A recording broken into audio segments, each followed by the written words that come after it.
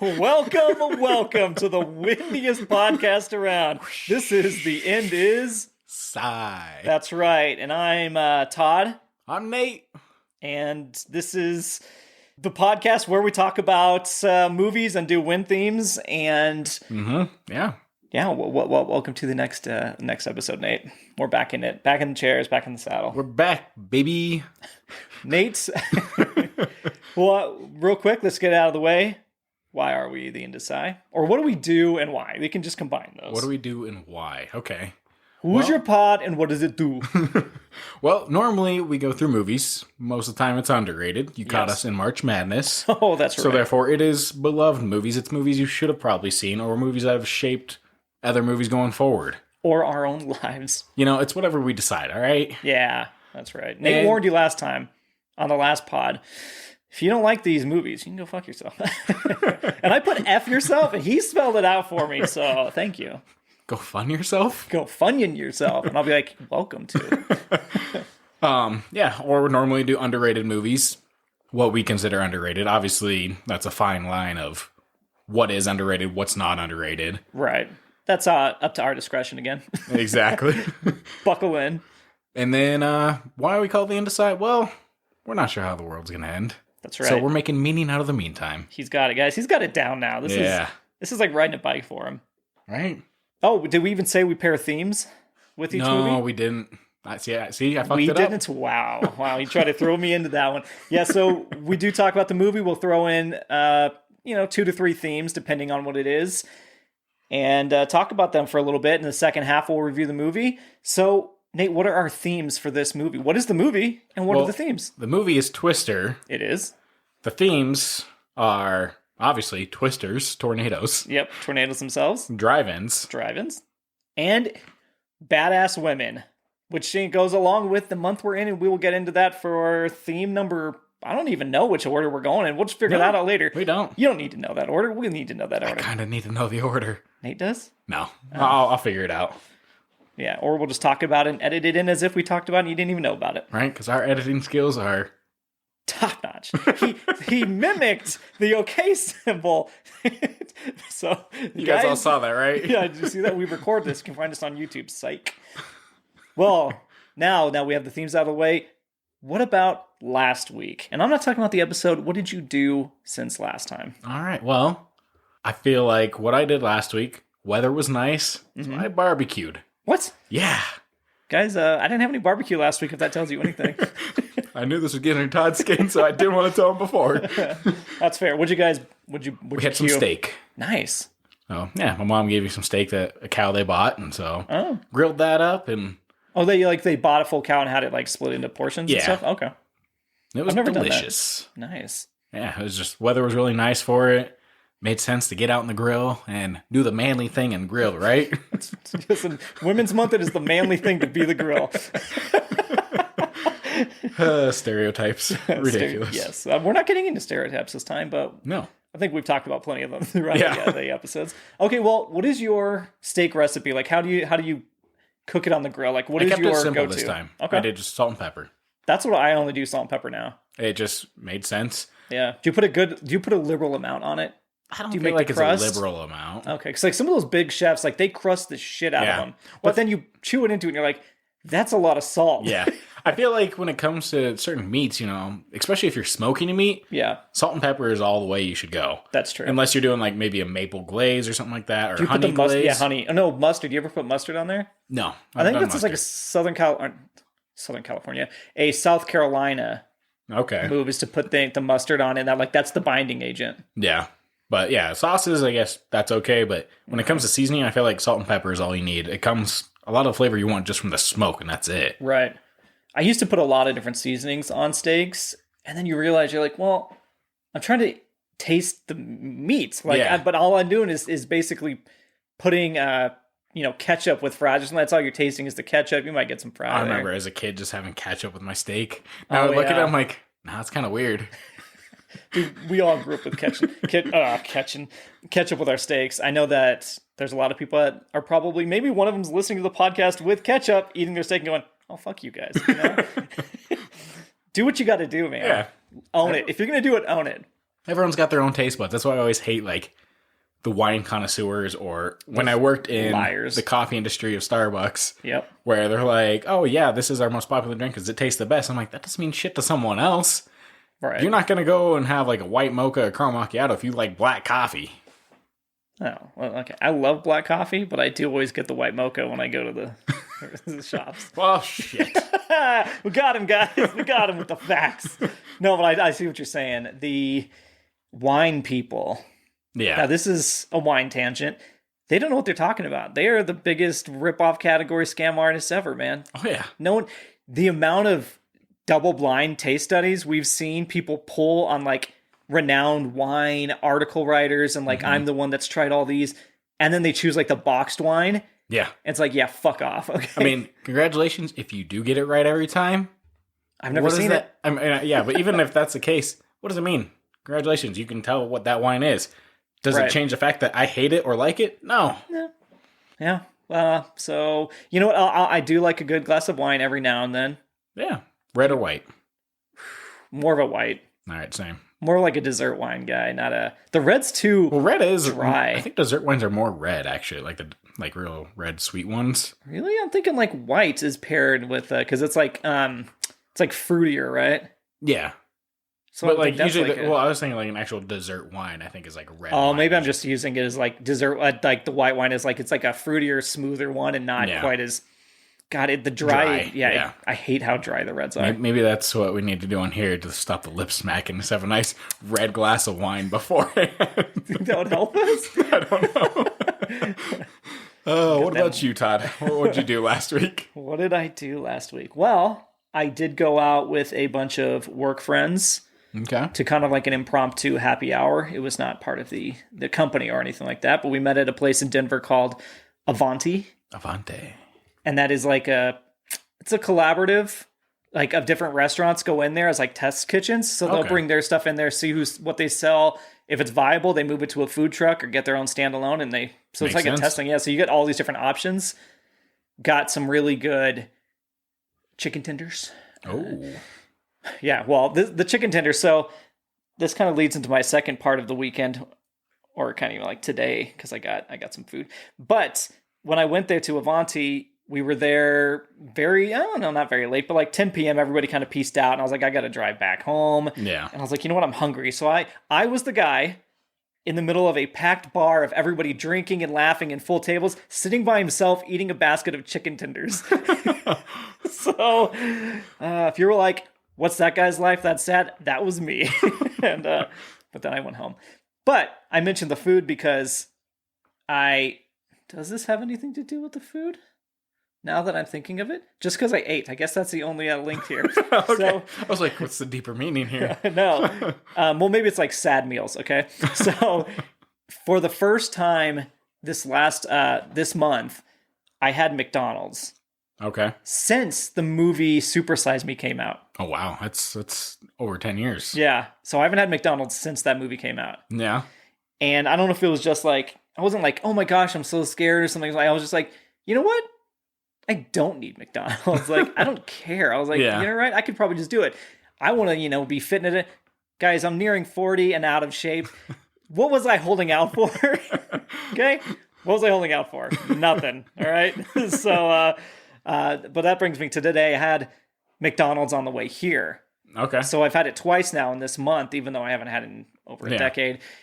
I don't plan on getting it often. It was more of like a pinch one today. Yeah. But I waited in line to get McDonald's longer than it would have taken me to go to like Five Guys and have them cook it fresh. That's insane because it takes a long time to get Five Guys sometimes. Yeah, it usually does. Yeah, you're waiting to get Five Guys. You're waiting for them to actually like take the order, and then they start prepping it right then and there. Yeah, they call out the patties and everything. Yeah. So I was like, "What? This isn't fast food. Yeah. This is slower than the sit-down groups." And I will say, the person that was at the window, dude, super professional. Like, I don't know why I'm so shocked, but he was like a younger, probably like high school, maybe right out of high school kid. Seemed like a dude. Almost, I'd be like, this is a bro, but he's like, oh, here you go, sir. Here's your card back. Like, sir, everything. Like, he read my order back out to me. I didn't have a great day. And I was like, Jesus, I went to fucking Chiba Hut, who you think is like the coolest, like laid down people.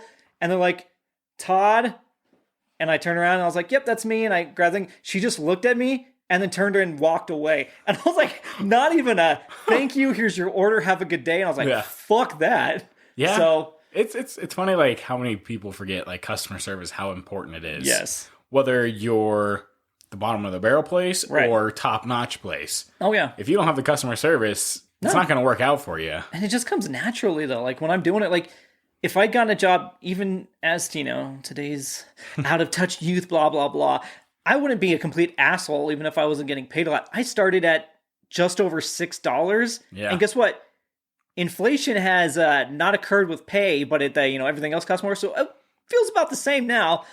I was still nice saying, have a good day, welcome, all that shit. Anyway, it's just... You judge a book by its cover. Like, I'm going to get the shitty service at McDonald's, but I'm going to get the good service at, like, a place that costs more, like Chiba Hut or something. That's not the case. Yeah. And I love judging books by their covers. Trust me. But, let a lesson be learned. Todd always judges every time he walks into the room, like, oh, that's what you're wearing today, huh? I haven't said anything about your shirt. Oh, guys, let me tell you. He's got a whole spiel before the podcast even starts recording. You know what? That reminds me, Nate. Why does your shirt say level 30 on it? Fuck. Well, you set yourself up for this one, bro. I can't even recall, honestly. It was for his 30th birthday, and it's not September 31st. It's not February 29th. When is your birthday? It's this Saturday. This Saturday, that's right. So everybody hearing this will have listened, hopefully, to the episode before it's happened. So happy birthday on behalf of the podcast, and yourself, and Heimdall. Thank you, Todd. Thank you. Yes. So everybody make sure to reach out, say happy birthday to Nate. This is very special. We caught him before it. I think mine we caught afterwards, right? Or it was going to release after my birthday. I think it was before. I don't know. Either way, yeah, happy birthday, 5 stars. Thank you. Oh, no, it's fuck your birthday, 5 stars. There we go. Yeah, even better. Yeah. No, so that's exciting. Nate will be... he'll be he's in his 30s.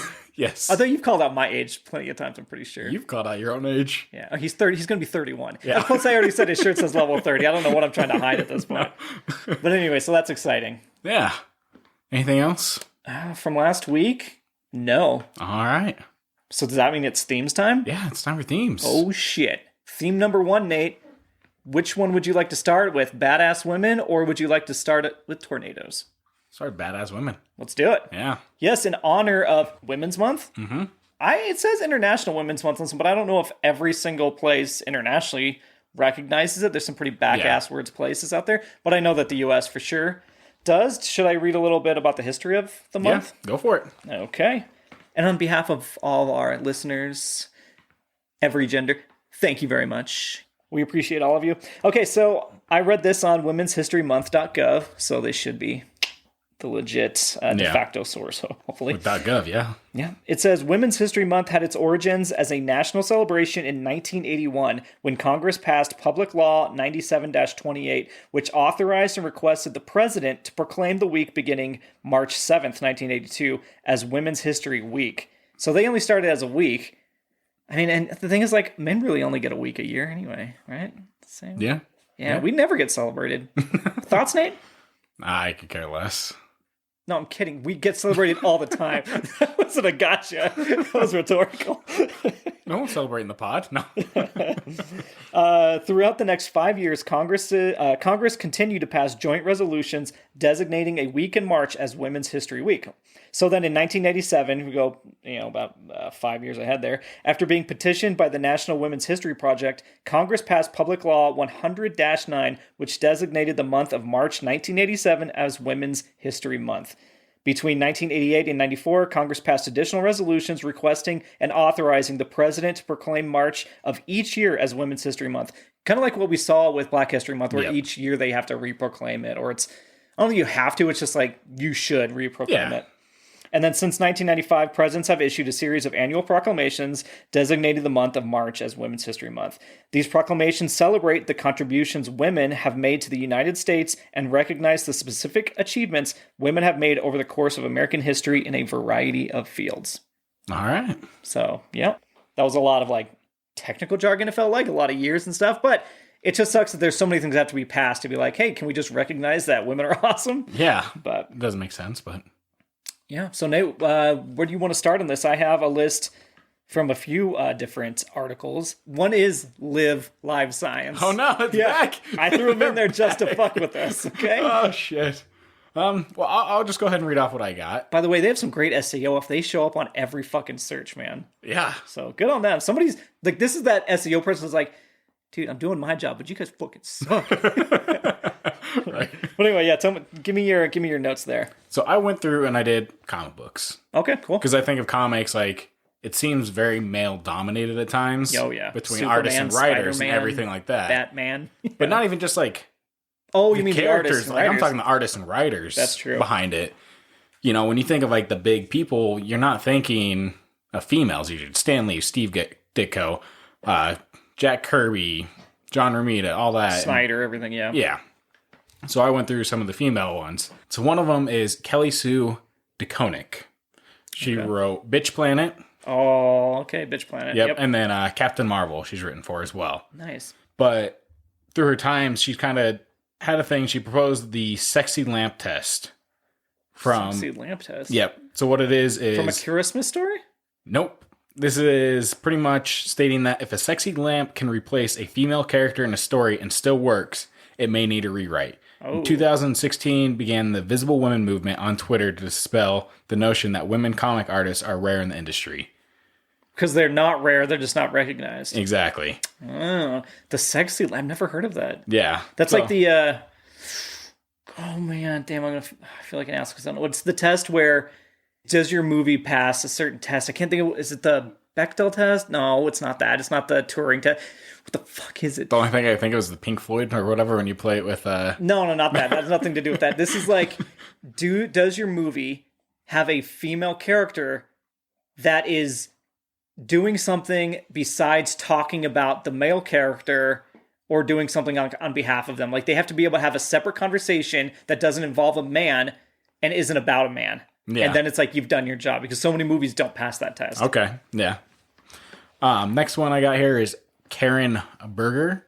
So she's not actually a writer and artist or anything like that, but she became an editor on DC Comics. And she's what really helped kickstart Vertigo, which was like an offshoot of DC Comics. That got huge. But she's also the one that kind of pushed a lot of those Vertigo stories out, such as Fables, which is... Yeah, Fables. I've read some of Fables. Yeah, it's kind of based off of Fables, like Little Red Riding Hood. Yep. But it's like in the main world. Yeah. It's really cool, yeah. And then you have Hellblazer, which everyone knows is Constantine. Yep. You got 100 Bullets, Preacher, V for Vendetta, and Why the Last Man.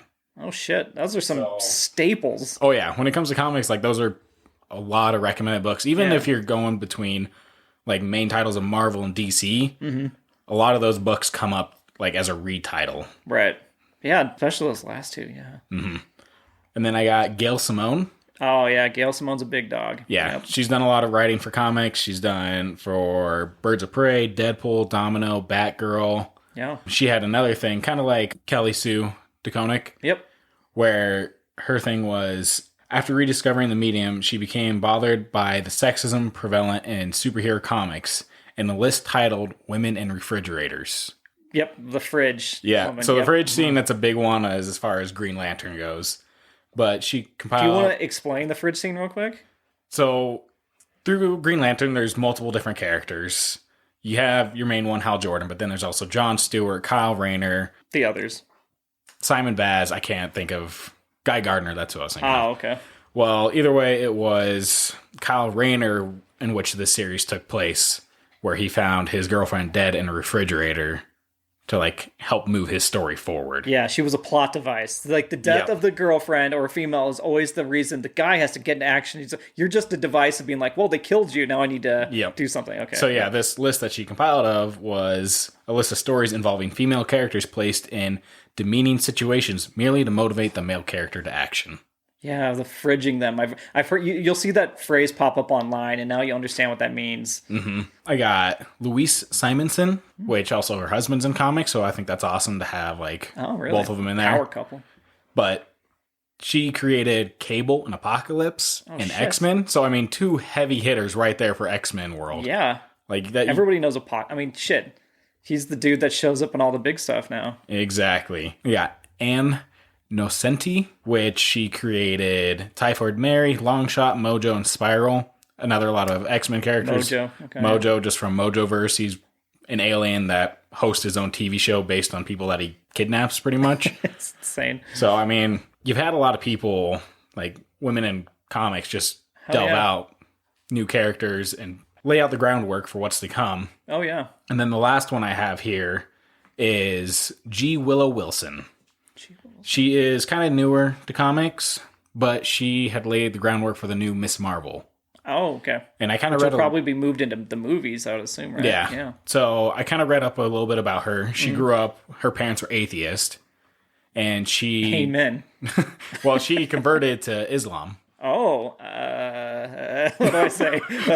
Good for you.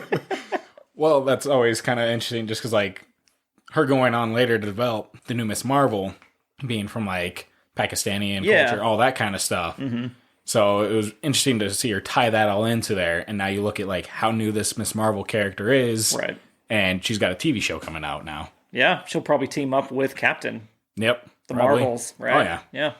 So that's exciting. It's definitely incredible to see a lot of the people that have been in there through comics. And I feel like I'm scratching the surface because there's a few, like, there's artists and all that out there that... Fiona Staples, like... She's got some of the most popular comics in the market. Well, so the thing I think that's incredible about her, when you think of a lot of artists on comics, they just do the sketches and then someone comes in and does all the coloring. Oh, She does it all. She does the art, that. she does the coloring.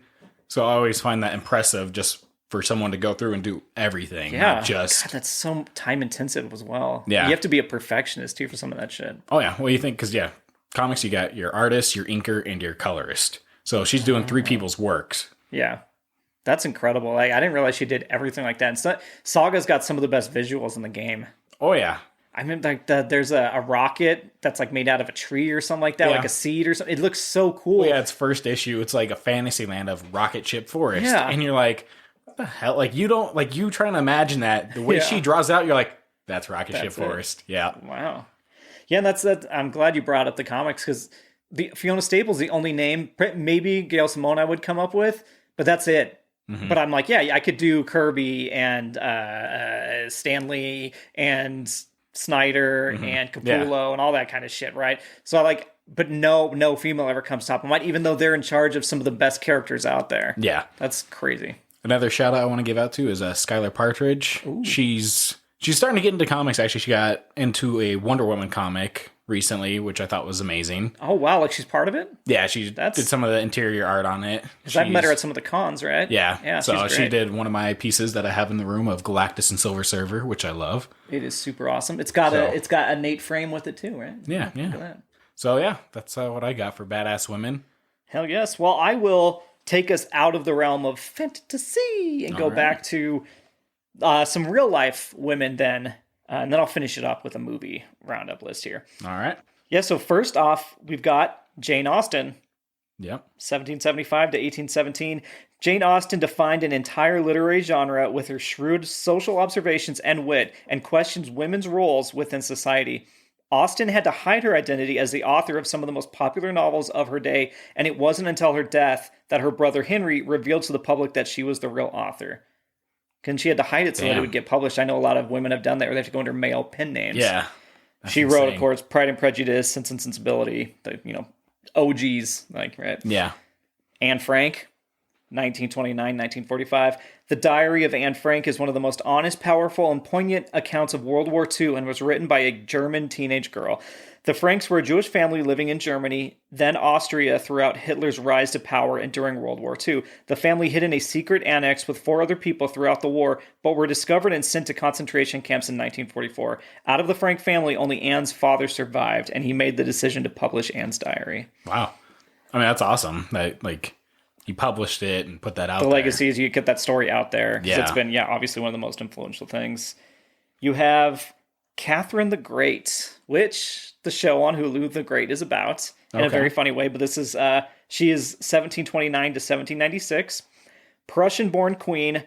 She was stuck in a loveless marriage to the King of Russia. Catherine orchestrated a coup to overthrow her wildly unpopular husband, Peter III, and then named herself Empress of the Russian Empire in 1762.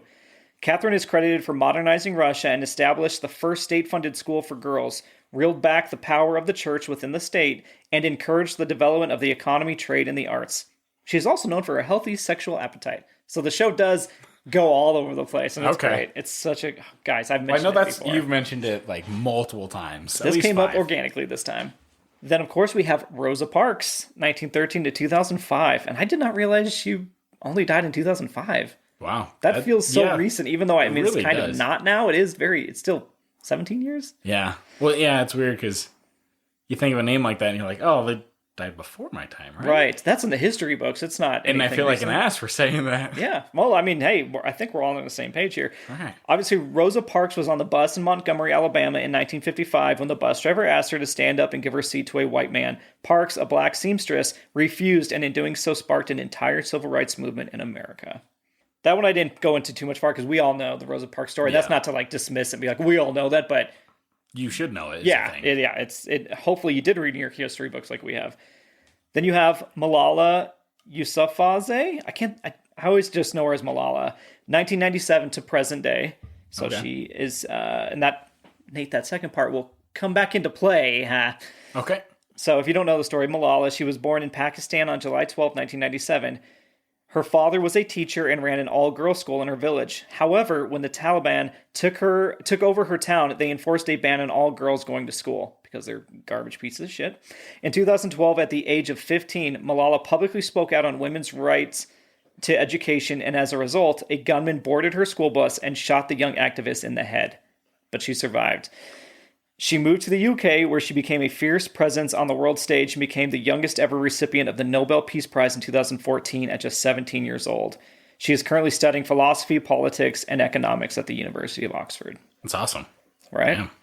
Shot. Now, when I read that, I was like, shot in the head. I was like, what? Yeah.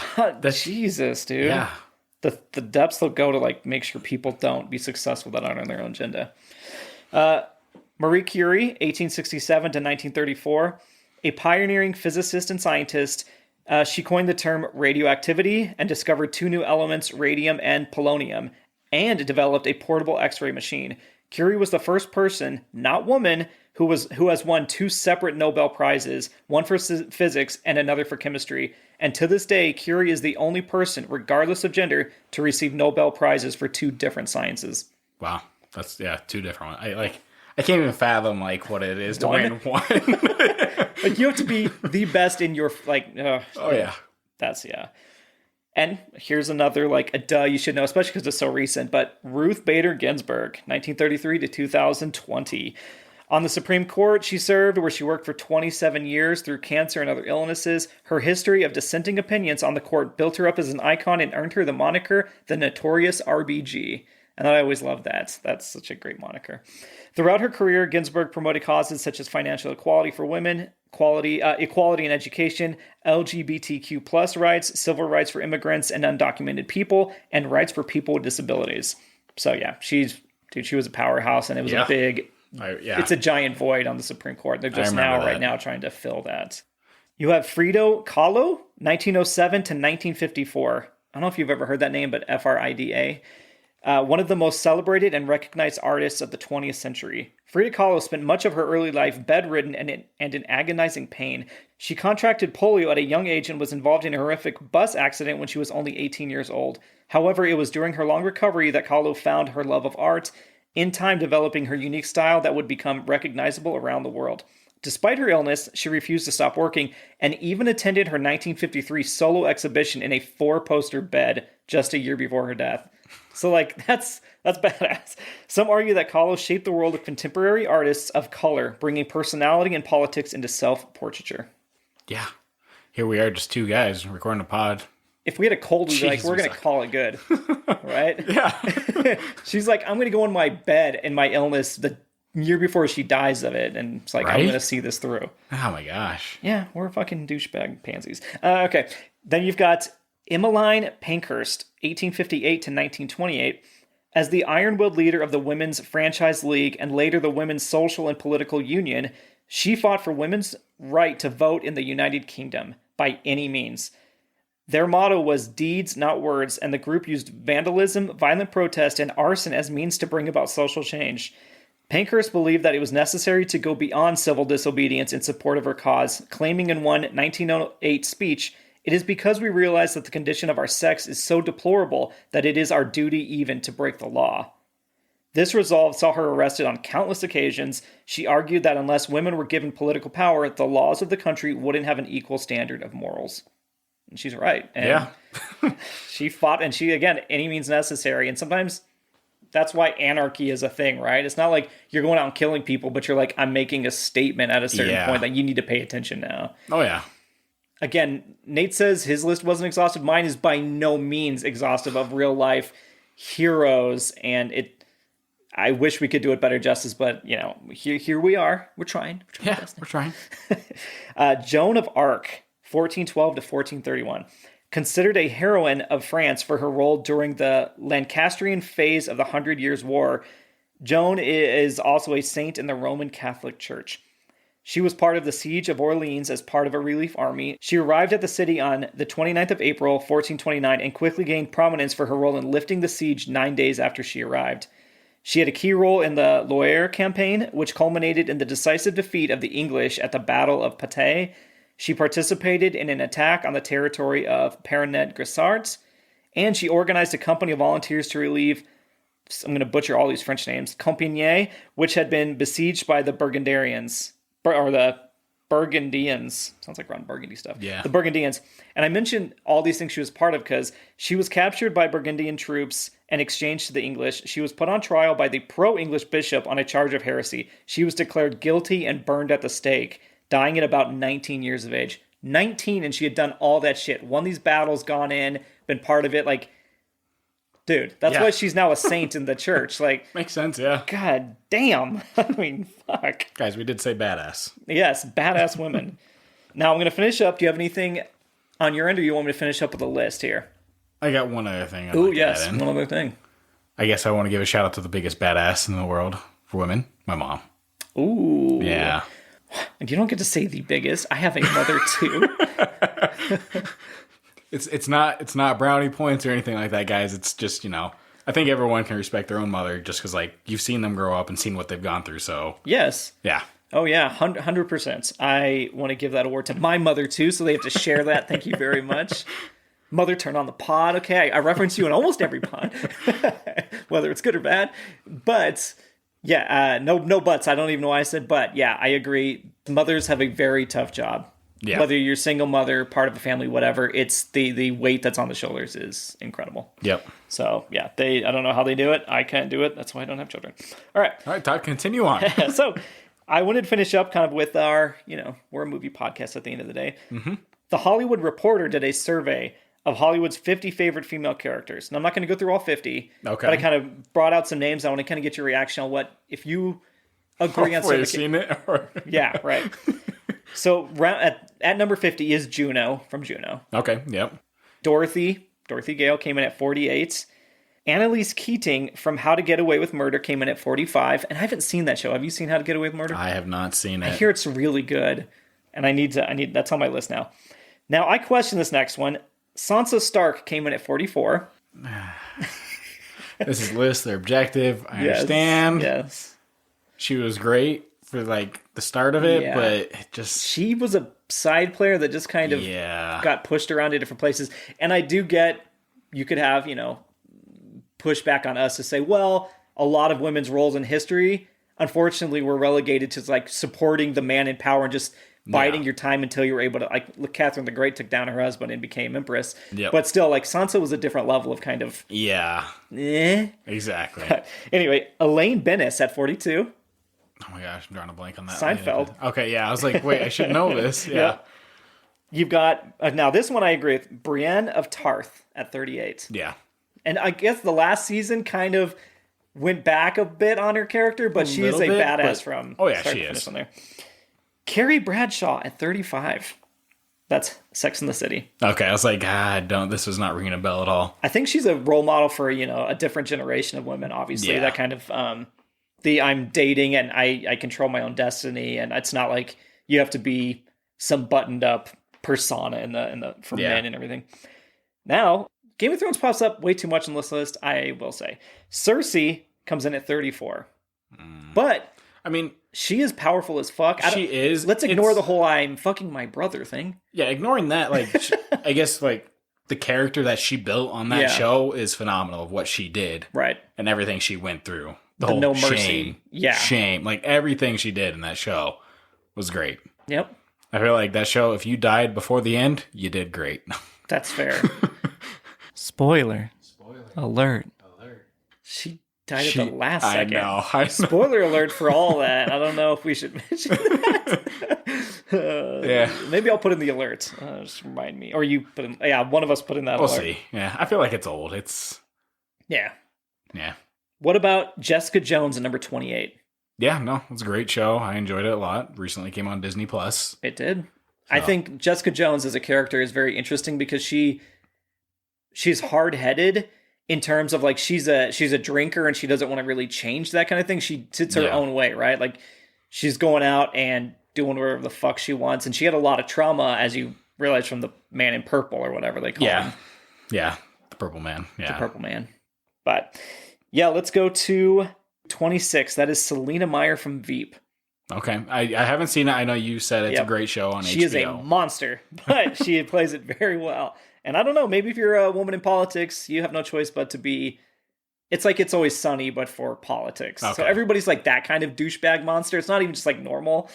But anyway, what about The Bride from Kill Bill at 24? Yeah, I like it. That's Kill Bill is great. 1 and 2. Lucy Ricardo at number 21. From... I Love Lucy? Okay, I didn't know like the only Lucy. What her actual last name was or anything. It's Lucille Ball is her real name.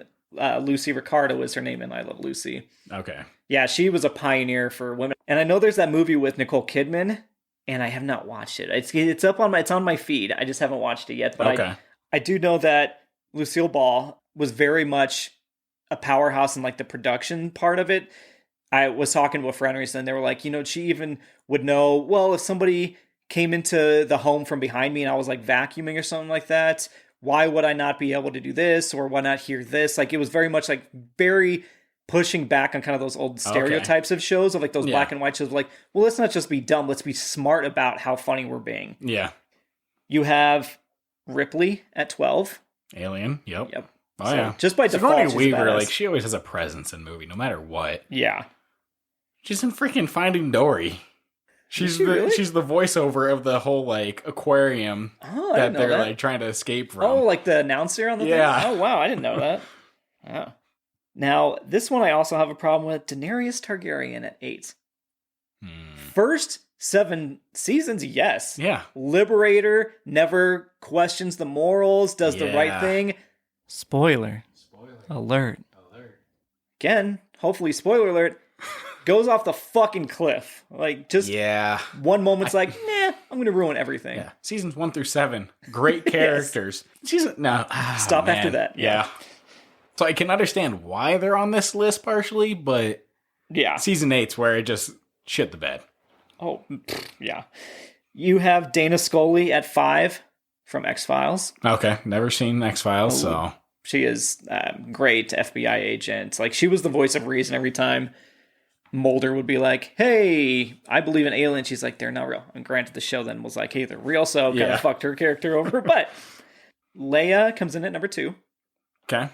So she was her own agent in numbers, 4, 5, and 6. Like, she did not play back part. She always, took initiative and did not, like, it wasn't like, oh, what's Han doing? She was like, I'm doing this. Yeah. So I appreciate her in there. What do you think number 1 is? Yeah, I don't think you're ever going to guess. No, I probably won't ever guess what number 1 is. It's a story with wands. Hermione? Hermione is number 1. Okay. I did not see that as number 1. I know this is going to be some flack. We're going to get flack from Harry Potter fans and for women in general, and I apologize. I think there are better heroines than Hermione. I think, now don't get me wrong, Hermione is very good. Yeah. She stands up. She's the smartest of all of them in that series. She gets them out of all their jams. She fucking, spoiler alert, guys, again, she wipes her own family's memory so that she can go on and keep them safe. Yeah. So she doesn't even exist to her family. I get it. She is a badass and she should be in the top 10. I no doubt about that. Number 1, I don't know. There's some people that have done a lot. Had to go through a lot worse. Yeah. Maybe barring the family erasure thing. I know I'm like talking out of both sides here, but I do love Hermione and I do think she should be in top 10, maybe even top 5. Yeah. Okay. But you know what? This list isn't for Nate and I to judge. You tell us, all right? Yeah. I mean, everyone's got their own list because, I mean, no matter what, you watch a movie, it's going to resonate different with you. So some characters, like to me, I was like, Ripley's going to be on my top 5. Right. So you're going to have a different list than what these people have. Yeah, this is just, I mean, it was a survey. I didn't read how many people they did survey or whatever, but I will say the honorable mention that they did not put in here is Jo from Twister. Okay, yeah. Jo went through some shit. Yeah, she did. And then could have stayed out of the limelight, but put herself directly back into harm's way in order to solve a problem so it wouldn't happen to other people like herself. Yeah. We can talk about that more when we get to the movie. Yes, and I will. But yeah, so that rounds out the list. Obviously, there's a lot more characters in there that great women have played and are, a staple of cinema. And you should be a lot more. I mean, that list would be, again, exhaustive. Or non-exhaustive, I should say. But yeah, that rounds out our little jaunt into Women's History Month. All right. So hopefully we did it some justice. Hopefully. As two bumbling idiots in a basement. If we did garbage, remember, garbage, 5 stars. You don't know anything about women? 5 stars. All right, and what is our second theme for the day, Todd? That would be the good old drive-in. Drive-in movie theaters. Where I love to take a woman, you know what I'm saying? Happy Women's Month, right? That's the transition we're going with. Okay. I'm leaving it in. Ladies, I love you more for the... Yes. I was going to say more for your brains than anything. And then when I stopped, it sounded like I was going to say more for your... And that's not the case, guys. Oh, no. Oh, it's all standing. Well, Todd, what do you think of drive-ins? If this wasn't episode 31, I would have you edit that out. But by now they know. Okay. What do I have for drive-ins? No, what do you think about drive-ins? Oh, what do I think about general thoughts on it? I love a drive-in. Okay. Fucking love it. A summer night. Yeah. You've got your own space, your car. You can have the windows up these days, I guess, because back in the day you had the speakers. You get there, you get early with some snacks. Maybe you have people parked next to you in their cars. You get to see like all the little, let's go to the snack bar. You go stand in line for some of that, but it's all, dirt roads. It's not snack bar, guys. It's lobby. Let's all go to the lobby. Is that what it is? Lobby? I don't know. There's no lobby though, right? I think it's snack bar. I don't even know. But yeah, I love it. It feels like old Americana. Okay. What was the last one you saw? Well, since you know that answer, what is the last one you saw and what do you think about drive-ins? Well, the last one I saw was Free Guy. Yep. And Jungle Cruise. Well, that's mine. What? Oh, yeah, that's right. We went there, top down, cuddling in the bucket seats of our El Camino, right? Camino? There's no I after that. Camino. Well, yeah, I love it. Drive-ins. They're great. It's just, the only thing I guess it's more of, I don't know if I'd necessarily go see a new movie that I'm really looking forward to at the drive-in. Really? Just because of, new cars don't fucking... we're already getting into the problems. Yes, I'm getting into some of the problems. We went from I love them to I would never go to them now. Well, no, I'd still go to them. For new movies, right? For movies you like. If it's a movie I'm like, die hard, I want to see this, I wouldn't probably go first thing there. If it's a movie that I've recently seen, I'd definitely go see it again in a drive-in. Okay. I mean, I can agree with that. That's on my list it's obviously what do you love about it and what do you hate about it. And yeah. I mean, that's the thing of like, you go to a regular movie theater, you could still have an issue of someone being annoying and bugging. More often than not, we have those issues at regular theaters. Yeah. When you go to a drive-in, you can kind of shut that out. You can shut your doors and all that, and it's just you there.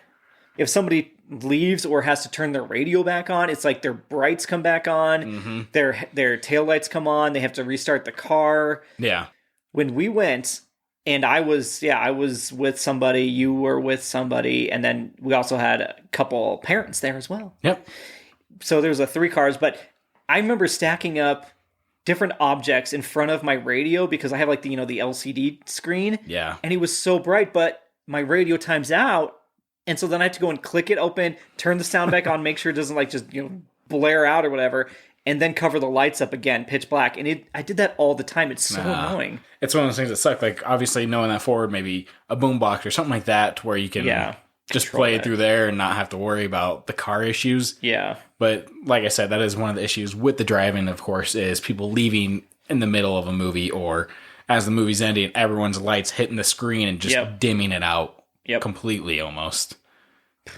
I mean, people have a little bit more, they feel a little bit more freedom, I guess, to talk, hey, because they're outside and it's nice and they're feeling groovy, and they're probably drinking because they're sneaking beers in through their car because they're not checking for that shit. Nope.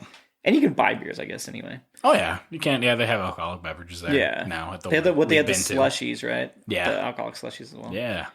No, I love a good drive-in, except for, the car. It's weird to say, like, I think cars should, have that consideration. There should be, like, a drive-in mode on new cars. Right? And so all the lights do a different thing, and it turns, the radio stays on for as long as you want. Like, that's got to be a small feature just to put into a car. That it can't be that hard. And because it's just a software update, too. Yeah. You hear that Ford and GM and Volkswagen and Subaru and Hyundai and Honda and Can I just keep naming? You're just going to keep naming off cars? Yeah, I was like, can you get all of them? All of them? Holy shit. How long you got? Because I'm done. No, but do a drive-in feature on your radios. Yeah. Besides those few things, I feel like, drive-ins are great. Honestly, if you haven't gone to one, try to find one that's near you. Go check it out. It's amazing just to go to as an experience. Be ready. Usually they do back-to-back movies. Double features, which I always thought was really nice, because, like, when you find, like, that one night where it's 2 movies you haven't seen, and you're like, this is a gem. I get to see 2 movies tonight that I haven't seen. Oh, yeah. And I'm paying one admission price, and that's it. It's not, you're paying for so 2 separate movies. Too. Yeah, you're getting a 2 for 1, and the average ticket price, I looked it up, is $9.26. That is cheap. For 2 fucking movies. And they're usually brand new movies. They're not old, because drive-ins don't have that luxury to keep one on the screen for too long. Yeah. I do remember, I always like going to the drive-in, having a nice, like, I grab some dinner before I get there. Eat the dinner for the first movie, and then second movie, getting the snacks at the bar. Yeah, I remember doing that quite often. Especially where I live, I am minutes away from a drive-in. Yeah. I could ride a bike there. I could walk there on a nice day if I really wanted to. I'm just imagining Todd riding his bike there. Ding, ding. Getting in his little spot, because the way they set it up is like, small cars in the front. I'd have my mid-sized sedans and then back. Trucks. Yeah. I can imagine, where's the bicycle parking, sir? Oh, that's in the lawn up front, yeah. Some places have like those little mini golfs and stuff up front now. Yeah, they try to like make it a little interactive. But yeah, it's a shame how little I've gone in the past years, because I used to go all the time. And then when I miss a year, knowing how in dire straits these places are and how close I am and how much I love them, there's no reason for me not to go. Yeah. It's embarrassing, and I need to buy some merch. Yeah, so I might actually have their tab open up at home. Okay. To remind myself to like buy a hoodie or something. Yeah. So what do you got for drive-ins besides our personal opinions? Well, before I go out of the personal opinions, do you remember some of the biggest movies you've seen at the drive-in? Let's see. See if you can beat mine. Biggest movie I've seen at the drive-in. Gosh, I'm trying to think right now. Because I guess... Riveting. High point for me, like drive-ins, was senior year of high school. And we went a lot in the summer, like junior to senior year of high school. Like that this is more just quantity over quality, maybe. Yeah. I mean, we went a lot at that point. It was probably every other weekend we were going to the drive-in. By the way, bless you, Heimdall. Yes. So I guess I can't really think of like the biggest, because I mean, I know there's like the new Men in Black when it came out, but that was like Men in Black 3, I think, at the time. Boo. Yeah, so not the first one. Yeah. I did even confirm with my mother. I was like, do you remember which movies you took us to back when we were a kid? Because I recall one, Jurassic Park, baby. There you go. That's a good one to see. I mean, come on. I've seen Jaws. Ooh, that's good. So you saw like a retro, like anniversary edition? Yeah. It was Halloween. Oh, yeah. When they played it. It was Jaws and The Shining. Was it The Shining? I don't know. They did 3 movies that night. Oh, okay. The Shining, I think I fell asleep for. Yeah. It's a slow burn. Well, I mean, it was the first 2 movies, and I think The Shining was last. They definitely, why would you put the slowest one at the last? I don't know. Maybe because it's more of like, all right, we get the kids out of there. Jaws? I don't know. I don't know. Oh, crazy. Yeah. So I remember, and she mentioned that I probably also saw one of the Homeward Bounds there. I was like, that makes sense. Nice. I remember saying Naked Gun 33 1/3, pouring rain. Yeah. Torrential downpour. So your windshield wipers on, everybody's got their stuff on. Yep, I've been in that where you have the windshield wipers going for a movie. Blaring. Yeah. As loud as you can get it. So even then, as a kid, that was so... I'm sure my parents were like, this is garbage. Why do we pay for this? We're stuck here in this. As a kid, I'm like, oh, I'm going to fall asleep with all the rain in the car. Like, it's magical. Oh, it is, yeah. Well, that's like going into today's movie. If I can go see Twister at a drive-in with rain and all that going 100%. on, that would be ideal. If any drive-in could ever be like, all right, we have a storm coming in this weekend, we have to play Twister on one of the screens. Yeah, even like that, like the rain's coming in or the storm front's coming in, rolling through. Like, it doesn't even have to be raining, like downpouring at the time. If someone could just come to the drive-in with me and hold a hose on my car while I can do this. Twister. I can do this. I would love that. Just I'm just throwing ice on you. It's hailing. It's hailing. Oh no. Crack. Yeah, you got enough cracks in your windshield. All right. Well, so okay, that's my last piece of the personal business on that. All right. I have a warning at the top of my list. It says driveinmovie.com. That's where you get all of your information. And all of mine. Yeah, when I went in there, it says it warns you of not safe for work imagery. Looks like it's straight out of the early 90s and wants to send you notifications. So at first, I immediately closed out, went to a different one, and then eventually 2 different searches for different things about driving led me back to it. And I was like, God damn it. So I never got any of those things. Yeah, well, it does have the pop-up on Chrome. It said like, hey, someone wants to send you notifications, block or allow. And then it does look like it's from the 90s. Yeah. And then it was the list, I think it was list of like drive-ins left or something like that. I don't remember what I was typing in there, but it said like, there's some not safe for work imagery. I was like, what the fuck? Yeah. So anyway, a lot of my information is from that sketchy but actually legitimate site. It is, yeah. So it sounds like you have the same thing. As of 2017, there's only 330 drive-in theaters operating in the United States. That's insane. And that's down from 4,000 in the 1950s. Yeah. That's, I mean, fuck. It's sad. You look at that's 7 theaters per state. Yeah. Well, and Colorado has 8. Which is one of them, obviously, is the one I just talked about. The Holiday Twin. Yep. Go support the Holiday Twin. I know a lot of our listeners are in Colorado. You probably already know about it.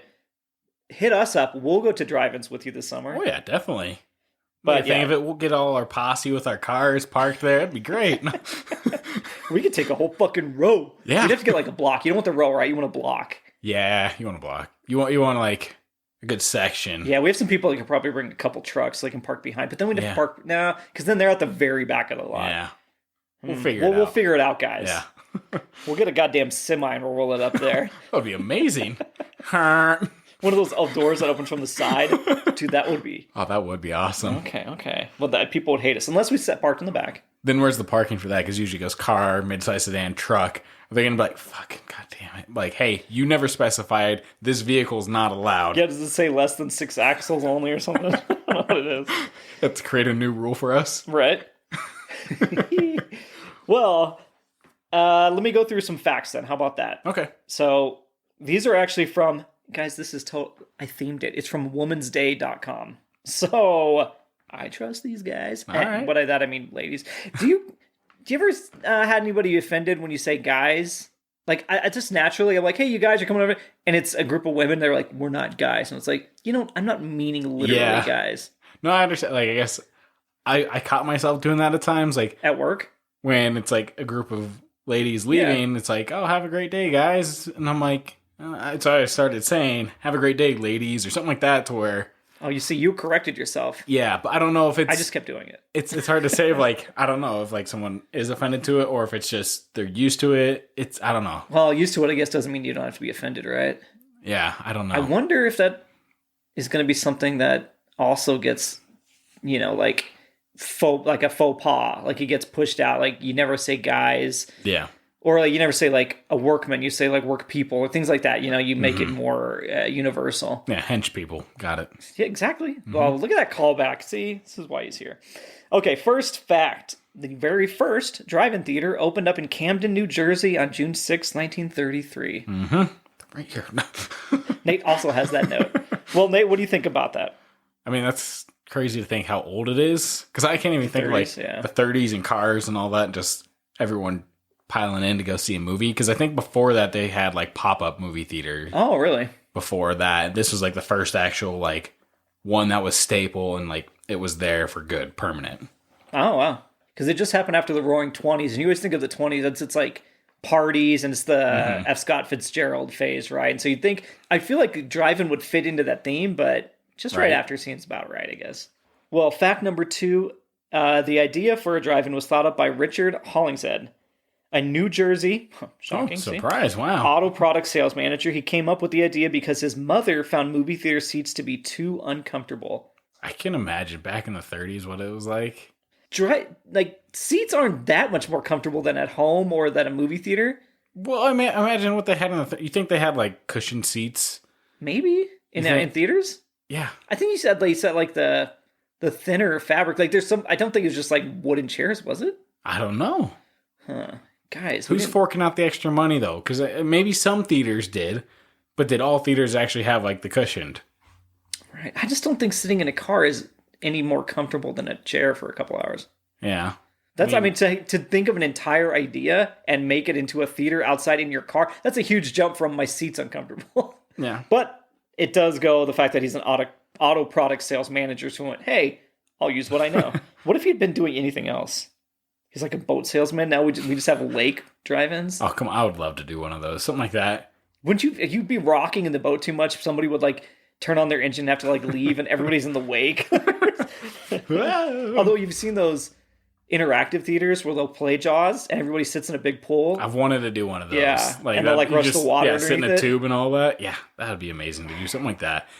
Kind of like the whole Twister raining. Yes. Something like that, like an interactive movie that puts you in the experience. Because you've seen these movies so many times that you love it. You're like, how can I up my experiences? I've seen this before. Right. Well, we'll have to go there one day, and then again, guys, we make all these promises of potting live from the events. Well, we're going to do that one too. Add it to the list. Guys, no one splashing in the pool. We have the equipment here. You're all going to get shocked. So the next fact is one of the largest theaters was located about an hour outside of Manhattan in Copiague, New York. I don't know, I butchered that one. The all-weather drive-in had parking for up to 2,500 cars and featured a kids' playground as well as a full-service restaurant. Like, great kids' playground, great full-service restaurant, but 2,500 cars. That's so much exhaust and people fucking with them and driving in and out. I'm not worried about the exhaust so much. It's more just how many fucking people there are. Yeah. Because if that fills up, like, I can't imagine, like, you going to whatever the big blockbuster is now to go see something there. Fuck that. 25, because what's a max theater, like a real theater capacity? Probably, like, maybe 200. So, like, yeah, put it to 2,500 cars. So, times it by 10, and then... have multiple people in each car? Times that by 4, yeah. It sounds like a nightmare. Plus, like, how big is the screen? Oh, yeah, you're right. Because you're getting 2,500 cars. How far back is the furthest car at that point? I would put the screens in like a V. So then they play the same movie, but one's facing out to the left, one's facing out to the right, just angled. So then you park the cars to both face kind of each other to maximize that space. So the screens don't have to be far apart from each other, just angled out a little bit. That's great until someone's driving off and their high beams are right in your face as you're watching the movie. Then you have to put some strict shit on that. That is some strict shit. I mean, even the Holiday Twin will give you tape to put over your headlights and stuff because they know, well, my car, every time I do this, the lights come on so that you can tape them off and stuff. So they're getting better about having constant battles. Yeah. Well, one more fact here. In 1948, the first fly-in drive-in theater was created in New Jersey. So the outdoor theater had room for 25 airplanes and 500 cars. And it showed them like, little Cessnas would go and park in there, and then you'd fly away on the little runway. That seems impractical. I like it. Like, trust me, if I had, like, the mean hell and the money or something like that, I would totally just do that for an experience of some kind of movie. Like, I remember, what was it? It was one of the Mission Impossibles that showed on the cliff. Oh, really? I think you told me this. Yeah, it was like... Fuck if I told you that. It was like one of the newer ones. Well, the newest one that's been out is There Was a Battle on a Cliffside. I imagine it's that. Yeah, I think it was that one there where they showed it on that cliffside, and it was like a screening party or something like that. Maybe I did mention that. Yeah.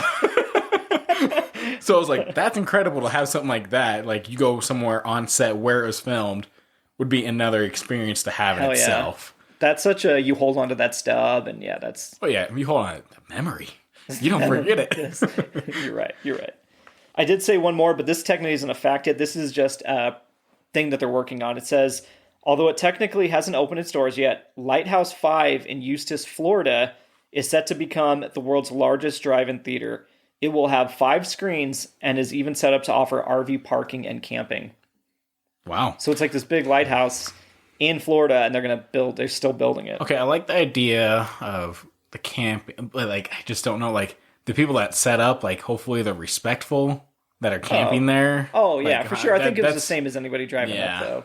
The RV people are usually wealthy, older people, so hopefully they're just sitting in their RV or in their little camp chairs outside watching it. And I'm sure they'd be at the back anyway because they have the higher profile. You can even sit on your roof, I would assume. True. So. But no, that'd be a cool concept. I think there was one I saw. It wasn't necessarily a drive-in, but it was like a hotel where you opened your hotel window to a movie theater screen that was a drive-in kind of style thing, but you could look out from your hotel room. Wow. And I think that was like kind of near Colorado Springs area.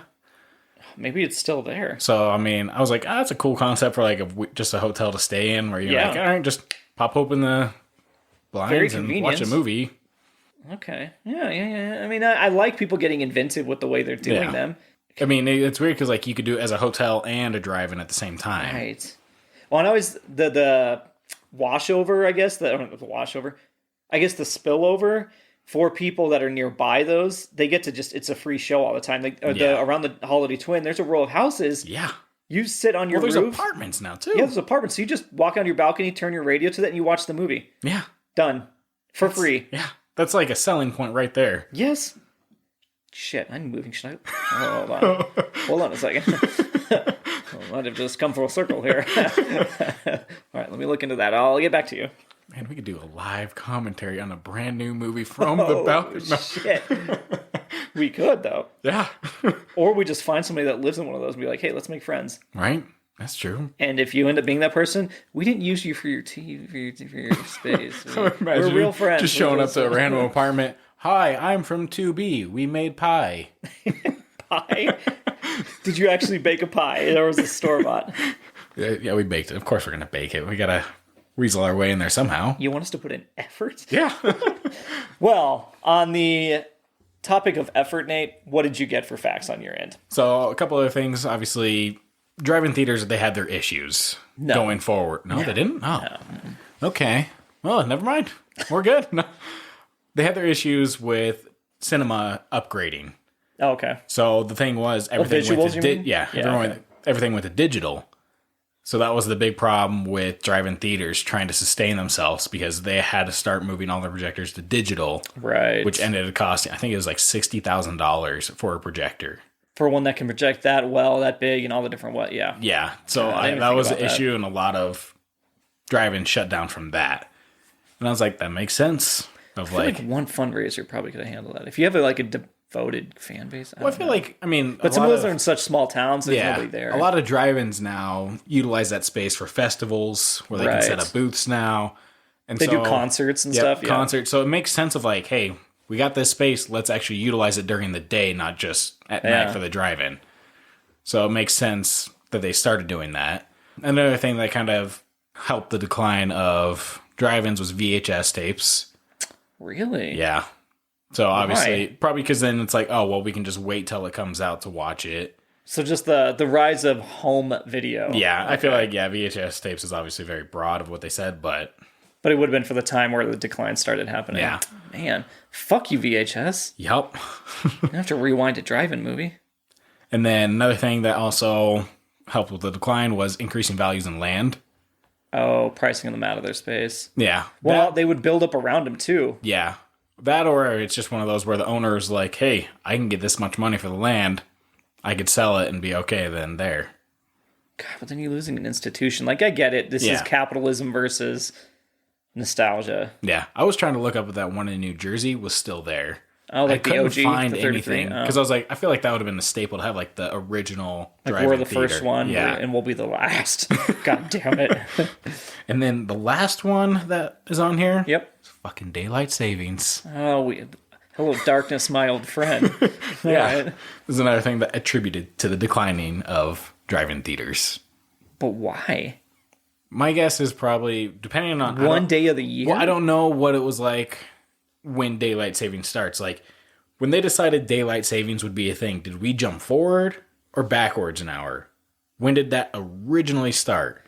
I don't know, but either way, you would just adjust your screening time for 1 hour before or later. Yeah, but I think the big thing is like you look at it, we have more daylight now, so you have to start the movie later is what's happening. Right. So that means people have to go out later at night to see the movie rather than earlier. But like 1 hour though. I don't know. I mean, I get it. Like, I get it to a degree, but I also feel like those were the drive-in owners that were like, I need out of this. What's happening? Okay, yeah, dude, I don't know, man. Yeah. This hour changed real. I can't manage this. This is crazy. It's throwing everybody off. Yeah. Gonna have to My fold curfew, it. guys, can't do that. No, that's all I have for drive-ins, though. Yeah, same. All right, well, Nate, that was a whirlwind of information. He looked at me like he wanted to wink, but he didn't even wink. It was just... Because nobody can see me wink. But still, I can see you. Oh, he winked. Yeah, I got it. Which brings us to the last theme of the day, of the week, of the pod. Of this episode, tornadoes. Yeah. What Big did gust of wind. You did it at the beginning. Yeah, I did. Famous tornadoes. Go. Famous tornadoes. Mid-movies. Twister. Second one. Sharknado. Oh, you fucker. How dare you? How dare you? You know what number 2 really is. It's Geostorm. No! He's killing me. No! It's Wizard of Oz and he knows it. Okay. What do you have for tornadoes? Or do you want me to go over my information? This is our classic banter before each theme is, do you want to start or should I start? Yes, it is. I mean, you know what? Go for it. Go for it, Todd. This is usually how it happens. Okay. I'll interject, just like always.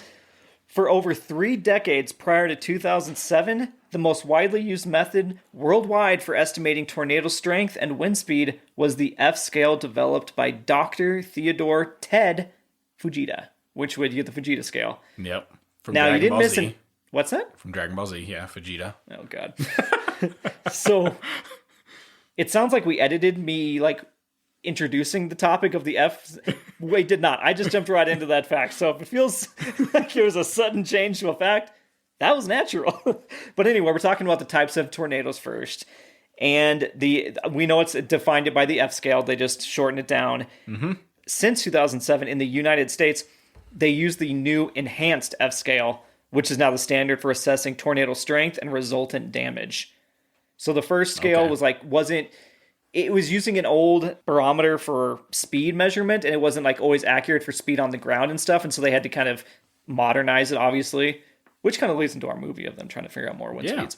But that's what we use now. So it says that tornadoes can occur in many different shapes and sizes, ranging from a few yards to over 1 mile in width. They can move slowly, appearing nearly stationary, to as fast as 60 miles per hour. Like just moving left, right, forward, back, not the actual wind speed, of course. The size and shape of a tornado does not necessarily say anything about the tornado's strength or its capability to inflict damage. Yep. Now, the vertical winds in tornadoes are capable of temporarily lifting heavy objects such as automobiles or even people hundreds of feet off the ground. Can you imagine just being lifted 100 feet off the ground? Yeah, you're dead. You did. I'm sure though people have survived it. I'm sure. They're also strong enough to carry lightweight objects miles away from their original location, which is kind of like a duh follow-up sentence, but it's there. Tornadoes are classified into 3 broad groups based on their estimated wind speeds and resultant damage. And so this is using the F scale plus kind of how they define it. Let me see if you agree with me. So weak is an EF0 or an EF1. And those are wind speeds up to 110 miles per hour. That's weak. Really? Damn. 110 miles per hour. And you're like, that was pretty weak. Yeah, that is insane. Strong one is an F2, F3. That is wind speeds up to 165 miles per hour. Stumbled over that one, but you heard me. Yeah. And then violent is the next category, and that is the F4 and the F5 with wind speeds up to 200 or plus miles per hour. Yeah, because F5, it's 200 and up, and E4 is 200 and below from there. Oh, is that what yours broke it down to? Yeah, it gives me EF0 is 65 to 85. Yes, I did have all those. I just chopped them out for hurried listeners' sake. But if we want to get into it. Yeah, no, we're good. We're good. Oh, okay. Enhanced F-scale winds are derived from engineering guidelines, but still are only judgmental estimates. So, and they say that nobody knows the quote-unquote true wind speeds at ground level in most tornadoes, and the amount of wind needed to do similar-looking damage can vary greatly, even from block to block or building to building. So it's crazy that even today, they still quite can't understand how fast a tornado gets. Yeah. And that, again, to the movie, they were trying to do this in the 90s. Yeah. We'll get to it, but the logic to it is so, it seems so legit. It does. And to a point, it's kind of is. But anywho, that was my F-scale background. All right, nice. Do you want to know... Your F-scale background. All right, guys. We learned about Todd's F-scale. The Todd Fajit scale. I did actually read an article about tornadoes on bankrate.com, which you wouldn't think is a resource, but it's for insurance purposes. They tell you the top 10 places in the United States, or the top 10 states, that are most likely to get tornadoes. Yeah, and that's Tornado Valley, in a sense. There is Tornado Valley, or Alley, and Alley. Only one state, and this was updated in 2020, so only one state in Tornado Alley actually made the top 10 list. Well, it's weird to think, like, Tornado Alley, I feel like they've moved it at times, too. Like a tornado? Yeah. Huh? It's just like, it's not the same alley every time. Really? Yeah. Where did you read that? I can't remember. I should have saved the site, obviously. Oh, no. But I didn't. It was tornadoalleyhasmoved.com. No, Live Life Science. Oh, it would be. Okay, so I'll just go quickly through the list of the top 10. Mississippi is number 1 with 127 twisters touching down in 2020. Yeah. Texas was the one that is in the alley and did not actually have the one in 20. Was the only... It wasn't top 10. Yes. Good God. But it did have the worst tornado in Texas since 1900 on May 27th, 1997. That's saying that kind of important date. It was the last confirmed EF5. Jeez. So that's a... Yeah. That's a no-no. Nah, that's a no-no.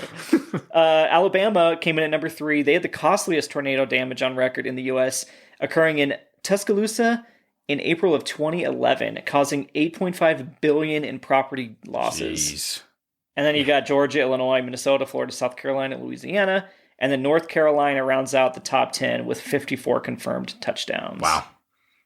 Yeah, they got touchdowns. They got some touchdowns. Yes, every time a tornado hits, 2 refs walk out and put their arms up. And then they get swept away. It's a noble job. It's a one and done. Yeah. I thought it was crazy. Like, I read the statistic of a tornado's touchdown in every single country. The only place that hasn't touched down is Antarctica. But every country has a reported tornado. So when it finally touches down in Antarctica, are we going to know the end times are here? Yeah, I feel like that's it, right? Yeah. Well, I'm just imagining, like, other places. I imagine Alaska just, like, sucking up all the snow. Yeah, well, it's a whiteout. But that's a for sure whiteout. The ice can you even shit see at that point? Like, can you even notice that there's a tornado? Like, you're like, oh, this is just a blizzard, but oh shit, it's a tornado. Ugh. Hopefully they've got good sirens or like people monitoring, I guess. That, or hopefully it's just that rare of occurrence that it touched down once and hopefully it doesn't happen again or around anyone. Right. I always think of, and this is very American of me, but I think like, oh, other places are known for tsunamis and earthquakes. Yeah. We're known for tornadoes. Like, that's our thing. It's flooding. Like, we're known for that. Like, and I don't hear about tornadoes in other countries. Yeah. However, the deadliest tornado in world history was the Dauludpur Saturia tornado in Bangladesh on April 26, 1989, which killed approximately 1,300 people. In the history of Bangladesh, at least 19 tornadoes killed more than 100 each, almost half of the total for the rest of the world. Wow. So Bangladesh has the tornado like fucking on lock. Yeah. I mean, shit, 1,300 people in one tornado. So, question for you. Have you ever experienced a tornado firsthand? Firsthand, no. No, you haven't. I mean, I should have. And I kind of wish I had seen it. Yeah. Have we talked about that on the pod before? No, we haven't. No? Well, you're talking about the one that went through Windsor. Yeah, 2008. Yes. May 22nd. Because I worked in Windsor and lived in Greeley.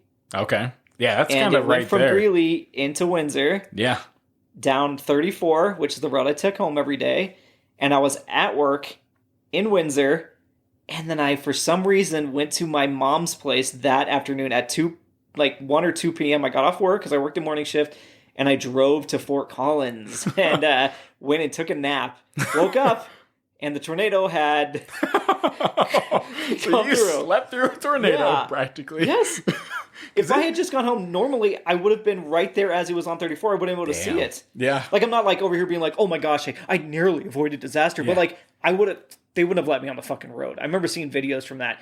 But I would have been able to see it from the highway and being like, oh shit, that's a tornado. And then obviously left. Yeah, it wasn't a minor tornado that we had. It was an EF3. Is what it was categorized, and it was over a mile width at one point. So it's some of the worst conditions you can have. Yeah. But, and I say but with a caveat, obviously, it is human life. Only one person died. Yeah, which is... And it was somebody in a trailer or an RV lived, like at a park? Yeah. So it was very easy to like uproot, obviously. Mm-hmm. But yeah, it was definitely crazy. For me, I was in high school at the time, and we were on our lunch period. We were sitting down eating because it was the last 2 weeks of high school or last week. Right. And as we were sitting down eating, went to a Chinese restaurant in town, and we picked up our stuff and getting ready to leave, and the hail just started coming on. Oh, yeah. I drove my car, so it was me and a friend, and then a lot of people walked to that restaurant. And with the hail coming down, we piled my car that day with 9 or 10 people. And it was a little... Grand Am for 5 seats. Mm-hmm. People were like, I don't want to walk back in this hail. I was like, yeah, it's fair. So I drove them back. Did you guys stop to egg anybody? No. Shit, not a classic Nate story. I know. Okay, he was just doing good with his car this time. Dropped him off, and then I had a teacher's assistant class at the middle school. You were a teacher's assistant? Yeah. You fucking nerd. Well, it was a class that usually I'd show up to or usually I wouldn't show up to. So you're an asshole. Yeah. Which the teacher's like, fuck this guy. The teacher knew what was going on. Okay. They were like, occasionally. So I went to that day. Uh-huh. And as I was driving over there and parking, school buses were racing around because they were having their final field day. Oh, wow. And so they were all outside. Rushing them all out. Jesus. And then as I'm getting out of my car, I'm like, this hell sucks and all that. They're yelling at me to come inside the middle school. Okay. So I got stuck in the worst possible place. Probably the safest place. The gymnasium in a middle school? The pit. Oh, the pit. Oh, I remember the pit. Yeah. The pit is seedy. It just smells of middle school BO. Mm-hmm. And it just sucked because, of course, the kids in there, had cell phones and all that. And they're freaking out. I can't reach my parents. They're like, oh my gosh, I lost my house. I'm like, you don't know that yet.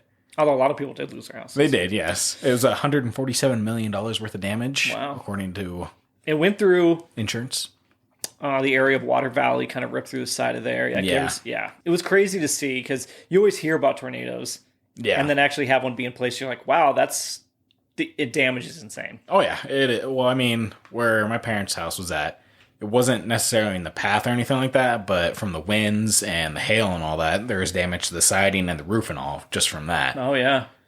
My coworkers, because I was parked next to one of my coworkers when I went back, because after I heard, I went back to the work and the power was gone and everything like that. But the car I parked next to, their windows were all shattered, gone. And I was like, oh. Well, this should have been my car. I mean, it's crazy too, because there's the initial destruction of the tornado, but then there's the aftermath that you don't realize too. Power outages for outage for over a week. Yeah, FEMA showed up. Entire town. Yeah, everybody gave away their water at the stores. FEMA showed up, dropped out the pallets of water. Yeah, they were giving out free dry ice at our store for people because freezers weren't working. It's crazy to think okay, you got to survive for so long. And it was funny, the amount of people that brought their cell phones to work just to charge at work. Oh, yeah. Whew. Yeah, it's stuff I guess I never really thought of until it actually happened. Was the aftermath of okay, it's gone through. It's just it destroyed the houses or whatever it was. But then there's also you got to realize the power lines that go down during it. Yep. So you're out without power, the amount of work that has to go in to fix all that. It's, Going away from, I guess, the aftermath, do you remember anything about the sky the morning of? No, not necessarily. Because when I was at work that day, I remember multiple times we stopped and looked at the big open doors and was like, there was something hazily, like, weird colored about the sky. Yeah. And we're like, it felt, I remember it being like, it looked weird, and it just, multiple people noticed it. We all stood there and was like, it feels almost like a green tint, like something's different about the sky. And then it happening within an hour or so later. Not to jump again into the movie thing, but it's like Bill mentions at one point, like the sky's like green. It's like a green out, like, and I feel like that's a real thing. I don't know what it is about the atmospheric changes in there that draws the light out of certain things when the tornado's like pulling everything. It's insane logic. I don't know what it is, but there was something fucked up, and we were all talking about that afterwards. Like, you remember how weird the sky looked? Oh yeah. I mean, I remember even after the tornado passed or whatever it was, like getting out of the pit, walking outside, like looking in the sky. You fell into the pit. Yeah. It's just, it's something that you can't really unsee. Like, you just remember of that, like what it looks like. And you're like, oh wow, it's you don't see it every day. Like, it's memorizing, but at the same time, it's dangerous. Yes. It's chaos. Oh. Okay. It is pure chaos. I wonder why they don't name tornadoes. They name hurricanes, but not tornadoes. There's so many. Jeez, they'd be like, oh God, how many Sarahs are we on now? Not that Sarah has to be the name. Okay, how many Stevens there are? All right. No, yeah, there'd be too many. Yeah. Yeah. Because, I mean, shit, if... What did I say? How many tornadoes one of them touched 54 down? In one state. 127 in Mississippi in just 1 year? Yeah. Fuck that. You're naming each one? Maybe you name every EF5. Yeah. EF5, maybe EF4s. Yeah, maybe those two. The violent category. Maybe you name those. Whew. Yeah. No, that's fair. What else you got for tornadoes? It's kind of the gist. Okay, so yours more of like a personal, like, because you had some good experience of being around a tornado, which is unique. The smelly pit, guys. The smelly pit. Side note. What were you dreaming about that day? Fuck, I don't know. I remember telling somebody I liked them more than like as a friend, and that didn't work out. But anyway, what was I gonna say? Oh yeah, the pit. I had my first wrestling win in the pit. I beat a kid at wrestling, and he never forgave me. He never let it down. Damn! Right now I'm like Todd in a singlet. Oh no, I was not wearing. I was not like in a wrestling. We was for PE as one of like our. We did it for like a month or something. They taught us wrestling moves and whatever. But I beat the kid. And then I lost the next one. This kid was fierce. Anyway, and then I also learned. I tried to learn how to juggle in the pit. Two very different things. I juggled in the pit as well. Yeah. Why did they take us Lifetime to the pit activities. to juggle? I don't know. I remember I couldn't even juggle the scarves. That's what they start you on it. I couldn't do the scarves, and I sat down and said, I'm fucking done. Like, I just didn't do it. I was like, I can't learn. Yeah, I remember that because it was like, you had to test out afterwards for us. No way. For us, it was like, okay, show like that. juggling because it was like the regular motion. And then they're like, for extra credit, if you can come up with a trick, do a trick. Oh, jeez. I got the trick down, guys. What did you do? I had 2 koosh balls and a hoop. And I juggled those, and at one point I was able to throw the koosh ball through the hoop. Wow. And ever since then, I'm pretty sure I can't do that anymore. But I can at you least can't juggle. Do it now? Like, I can juggle regular. Oh, I can't juggle at all. So I'm not coordinated like that. I got that part at least, but wow. The trick, it's long gone. We learned how to juggle in the pit. I want to finish off with a couple of stories that people that actually lived through them also told. And this was part of the National like Weather Advisory website or something. So these are ones they got from actual people. Jennifer Hinson Collins says, early in the morning of March 3rd, 2020, an EF4 tornado hit the Cookeville, Baxter, Tennessee area where we live. I heard the siren go off and grabbed my kids, and we took shelter in the laundry hallway. The tornado was in our backyard! ! The tornado picked us up with the hardwood floor and landed us 250 feet across the street.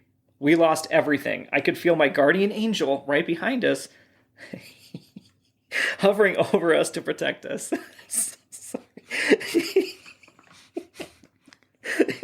They got lucky. All right. That's good for them. We were hollering out to God for help, and he helped us. We had minimum injuries, the scariest night of my life. We're still trying to figure out our things out. Our lives have been forever changed since that early morning tornado.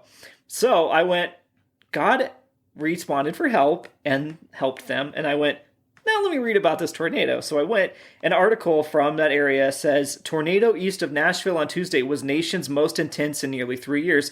The Cookeville tornado was blamed for 18 of the 24 deaths in Middle Tennessee. So did God just say to the other ones, didn't yell loud enough? Tornado's like, skip this house. All right? Just jump over it. We're good. You don't get to claim God helped you survive a natural disaster Yeah. when it kills other people. You don't... Okay, that wasn't the point of the story, but... I got a good laugh on that one. This one, all right, is William. Oh, fuck, I closed it. Oh, no, I gotta find it. Hold on. Oh, here we go. This is William from Smithville, Missouri in 2011. On April 27th, 2011, a tornado outbreak struck Smithville, Mississippi. So I just read the title to you again. After hearing the alert, I had walked outside. It was partly cloudy and warm, but it turned cool so quickly that I thought it was over and I walked back inside my house. First off, if the alarm goes off the siren, do you walk outside? I mean, I wouldn't pass people to do that. No. I'm sure people would run out. I wouldn't, but I'm sure people would go out there with their phones like, I got this. Right. I'm going to have that video. That's fair. He says, I lived in an apartment in a house with a double wall, a soundproof wall that separated my apartment from my neighbors. I was watching the news. The chief meteorologist on the TV said the storm was coming to Smithville, and I just stood there watching, waiting, looking at the TV and thinking, this isn't going to happen. So again, this guy's just lackadaisical. About 30 seconds later, the power went out and the entire house shook for a minute and then stopped.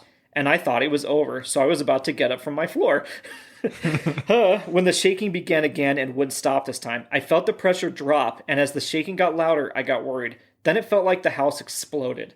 I woke up 1 hour and a half later in a field 1/4 of a mile away from the house, with cuts to my body and a deep cut to my head, and covered in blood, dirt, and grass. I was taken to Tupelo, Mississippi, where I spent 2 weeks in recovery.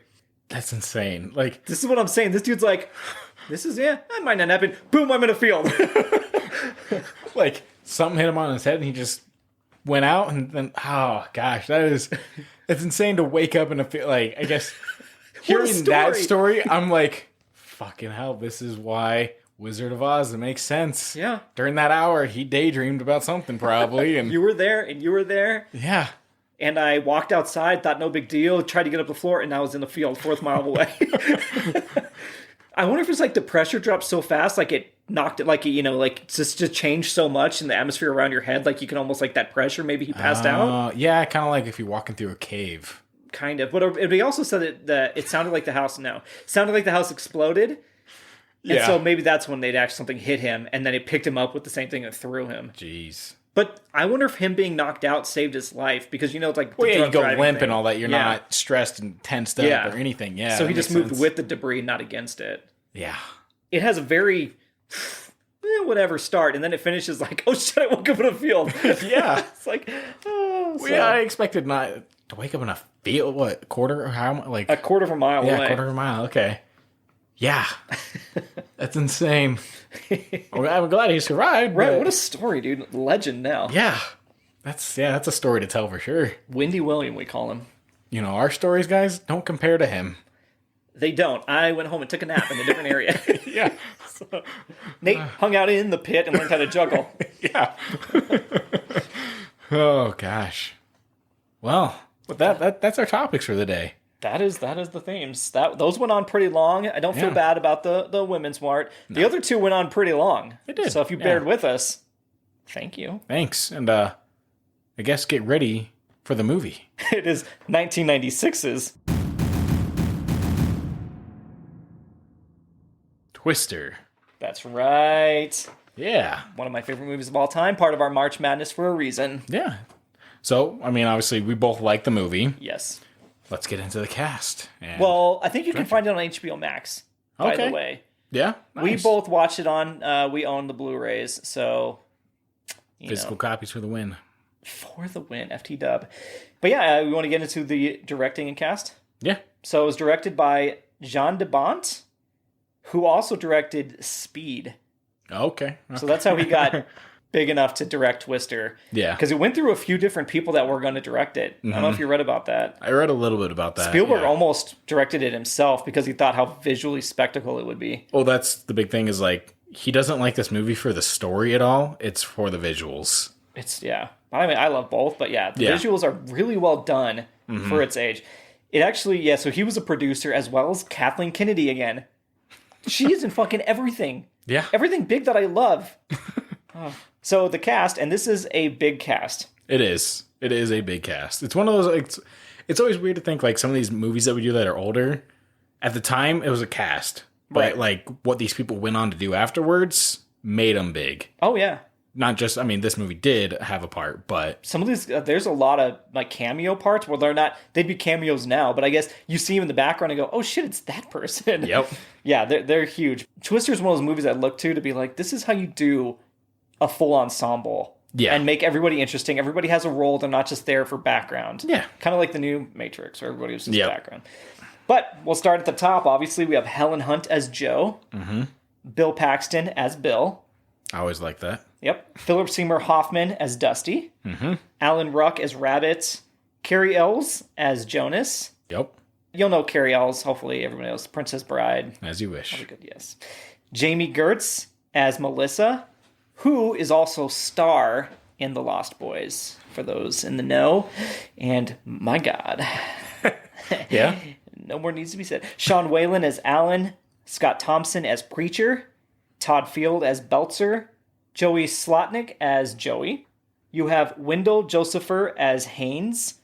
Jeremy Davis as Lawrence, who you might know if you watch Lost. He is Daniel Faraday. Okay. Still haven't seen it. Sorry, Todd. That's, just keep apologizing. Zach Guinier as Eddie. And then you have one of my favorite characters of all time, and that is Meg, played by Lois Smith. Okay. Yeah, she is great. Aunt Meg, man. Yeah, she's so cool. You I care love for Aunt her Meg. a lot in this. I do. And she actually went on to do Lady Bird. She's in the French Dispatch. Okay. Like, she's still crushing it. And when you're younger, like when I watched this in 96, I'm like, oh, she's like grandma age. Yeah.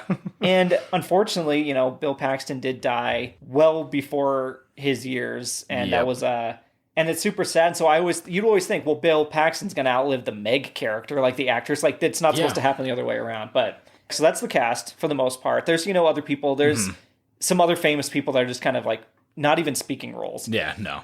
But I love them all. And any personal experiences with watching Twister for the first time, that kind of stuff? Because this wasn't your first time. No, this wasn't my first time. I guess nothing with the first time I've seen Twister, but remember, I think it was like last year or 2 years ago, watched it. It was on a summer night, and it was a stormy night. So it really added to it, just having like the thunder and lightning in the background with the rain. It definitely immersed you in the movie that much more. This movie feels, like a moment. Yeah. Well, I think this is what my thoughts about the movie was Twister and how real they made it. Like, tornadoes, they're real. They're destruction. They cause a lot of chaos. Well, I was thinking about other like natural disaster movies. You think of like 2012, Geostorm, San Andreas, etc., stuff like that. Day After Tomorrow. Yeah, and it's so out there and ridiculous where you're like, I can't really grasp onto this because it's not real. Moonfall. Whereas, yeah, exactly. No, I get what you're saying. But like Twister, it's something like it's there. There's tangible. Exactly. So it adds that other element to it rather than, oh, let's see how ridiculous we can do this. Let's put sharks and tornadoes, guys. Here we go. This is you and the shark. What is happening? Sharknado's now on his brain. Just because I know it's one of those movies that's so ridiculous. It is so insane. I have seen it once. I have not seen it at all. Yeah. So never watched the sequels. No, but you're totally right, because this movie feels grounded, and not just on a literal level, because it is like these people that are out in the fields doing these things. They're driving through these areas. Yep. It feels so like you could be one of them in your car, and obviously this burgeoned an entire group of people to go be storm chasers, like an insane amount. It did. Spoiler alert. Well, it's just also the way they introduced the entire cast. Right. Of It's them all in such a their smart different opener. cars. Yep. All of them doing their different music. Yep. Their different personalities. And it's awesome to see, the way they did it of like all these different personalities coming together for one common goal. Yep. It's not just like we're all here for this just because we love it, but they all love each other because they're there for that common goal. Right. If Twister, which I did hear they're trying to reboot Twister, and that bothers me to no end. Because Yeah. Bill Paxton actually wanted to make the sequel, direct the sequel himself to Twister, and then of course he couldn't. But if it was made today, you'd have, it would be like, oh, this family, this father, this single father is over here, and his 2 kids are kind of having trouble in school, so he moves them to Alabama, and then there's a tornado that comes through, and then it starts to like, it almost feels like these tornadoes are chasing them down, and it's going to be... Like, don't get me wrong, the tornadoes are a character in this movie, but they would make they them are definitely a actual character. Oh, yeah. I forgot to mention, they are the other cast member of this. Yes. But no, they totally would. It would be like, well, this tornado kind of feels like that other tornado. Yeah. Is it just the same wind pattern that's coming across? It's from the same series, and it would be a whole thing. It would be. You'd have like a bumbling... because I'm imagining this actually being a thing. I know. And going to see it and hating it for that reason. Dude, I'm so scared. It's going to be like one of my worst... Yeah. Because you'd have a government official helicoptered in, and he'd join the group. He'd be all stuck up and tight. Or they'd have some like, we need to get you to research this tornado to get funds for this. And there's like some ulterior motive to use it for war. And then he gets like... Dude, it's going to be something like that. Oh, if this tornado's chasing you, maybe we can direct it at the enemy. Right? They're going to weaponize tornadoes. That's what their research would be for. And then somebody have to like sabotage them at the end while also... God, fucking hell. And Helen Hunt would do a cameo. Just, I mean, I wouldn't blame her. I'm not saying that's like a bad thing. I'd be like, she totally would, right? Yeah. Or maybe she wouldn't. I don't know. I guess it depends. But either way, yeah. Speaking of Helen Hunt, her character starting off in the movie. Speaking of Helen Hunt, real quick, I legit have here in my notes, she's one of my favorite heroines of all time. And I mentioned her earlier. Yeah. She was one of my biggest crushes. Okay. Growing up. Jo in Twister, specifically, loved her. And yes, specific scenes, like there's a scene where she's in the shower and nothing's showing, not even cleavage. She's showing nothing. Like it's very... It's adult. Straight up, like shoulders up. Yeah, that's it. It's not anything it's not supposed to be sexual or romantic, anything like that. Yeah. But I just, her, like, the agency she has in there, and, like, she's such a great actress, and, like, the commitment and the shit they went through to actually get some of these scenes. We'll talk about that later, but, man, her character and the way, I don't know, she was just, like, almost like the girl next door, but also the one that doesn't take any shit and is independent. It felt like, as a young guy, I was like, oh my gosh, I want to date her. She's the best. But I don't know. Helen Hunt was, Yeah, no. She was great. And the fact of her in the opening scene, pretty much losing her father and all that. Yes. Usually when you have that in a movie, it's like, I'm never going near it again. They have to like somehow draw her in. But she takes it as inspiration of like, no, fuck that. I want to save people because of what I've seen. I don't want other people to see this. Yeah. And it makes her for a strong character in that sense. 100%, yeah. I love that idea. And you're right, that they wouldn't have her go to tornadoes. She would be stuck there for some reason. But she is against all the odds for what she should be doing. She is only out there, and she's like being pulled back from tornadoes because she wants to see it, and she wants to find that F5 again and record it. She's only there to prevent it from happening to people like herself or, any family. Yeah, that's the scene of them driving through the town after the tornado hits, and you see the family of the father, mother, and the daughter, and right there you're like, she sees herself. She's seeing herself right now. Because the dad's wearing the hats, the mother's got like the same kind of dress on her, like nightgown. It's crazy because it is an exact likeness of them. Oh, real quick, on a little side note, did you know this was the first DVD ever released? Twister? Really? Wow. Because of how they knew DVD was supposed to be like this big advancement in technical and showing it off. They're like, well, which better movie than Twister? Dang. That's crazy. Yeah. That's awesome, though. I remember going to Universal down in Florida. Oh, did they have the Twister right there? They had the Twister, like, experience there of, like, the wind blowing through and, like, the experience of, like, watching everything. So I'm so mad. I got that. Fuck you. Because I looked at that. Because I even thought I was watching it again. I was like, why did they make Backdraft the walkthrough experience, not a Twister one? And I looked it up. I was like, oh, there was a Twister one. Yep. And then, popularity started to dwindle, and so they shut it down. And now it's, what is it now? Geostorm. Oh, it's the Jimmy Fallon's Running Through New York experience. Oh, God. Yeah. Oh. Because I was thinking this would make such a great ride. Yeah. They need to just do it again. Maybe if they do with a new movie, they do something like that. Yeah. Because they did one for, like, Earthquake, where you go under the subway and, like, the water rushes down against you. That's always been cool. Like, well, that's the Universal Tour. Yeah, it's when you're on, like, the tram or whatever. Yeah. And God. Yep. No, I'm jealous of you. Like, you fuck. I can't believe you got to do that. Like, I feel pain. My FOMO cannot be quenched. Okay. Before we kind of start to jump around through different little plot points, I still get goosebumps, like, when certain scenes start. And I've seen this dozens of times since the 90s. Yeah. But like, again, you mentioned like this, the wind outside during the night you watch it. It builds that even without it happening. It just feels like you're in a summer experience. Like you're there in a whole little town and you're watching this happen around you. Yep. And the music helps out a ton too. Oh, yeah. And the sounds of the tornadoes, they make the tornadoes sound like they're monsters almost. Oh, yeah, they do. Yeah. It's a great job. I like the nod of Dorothy in there.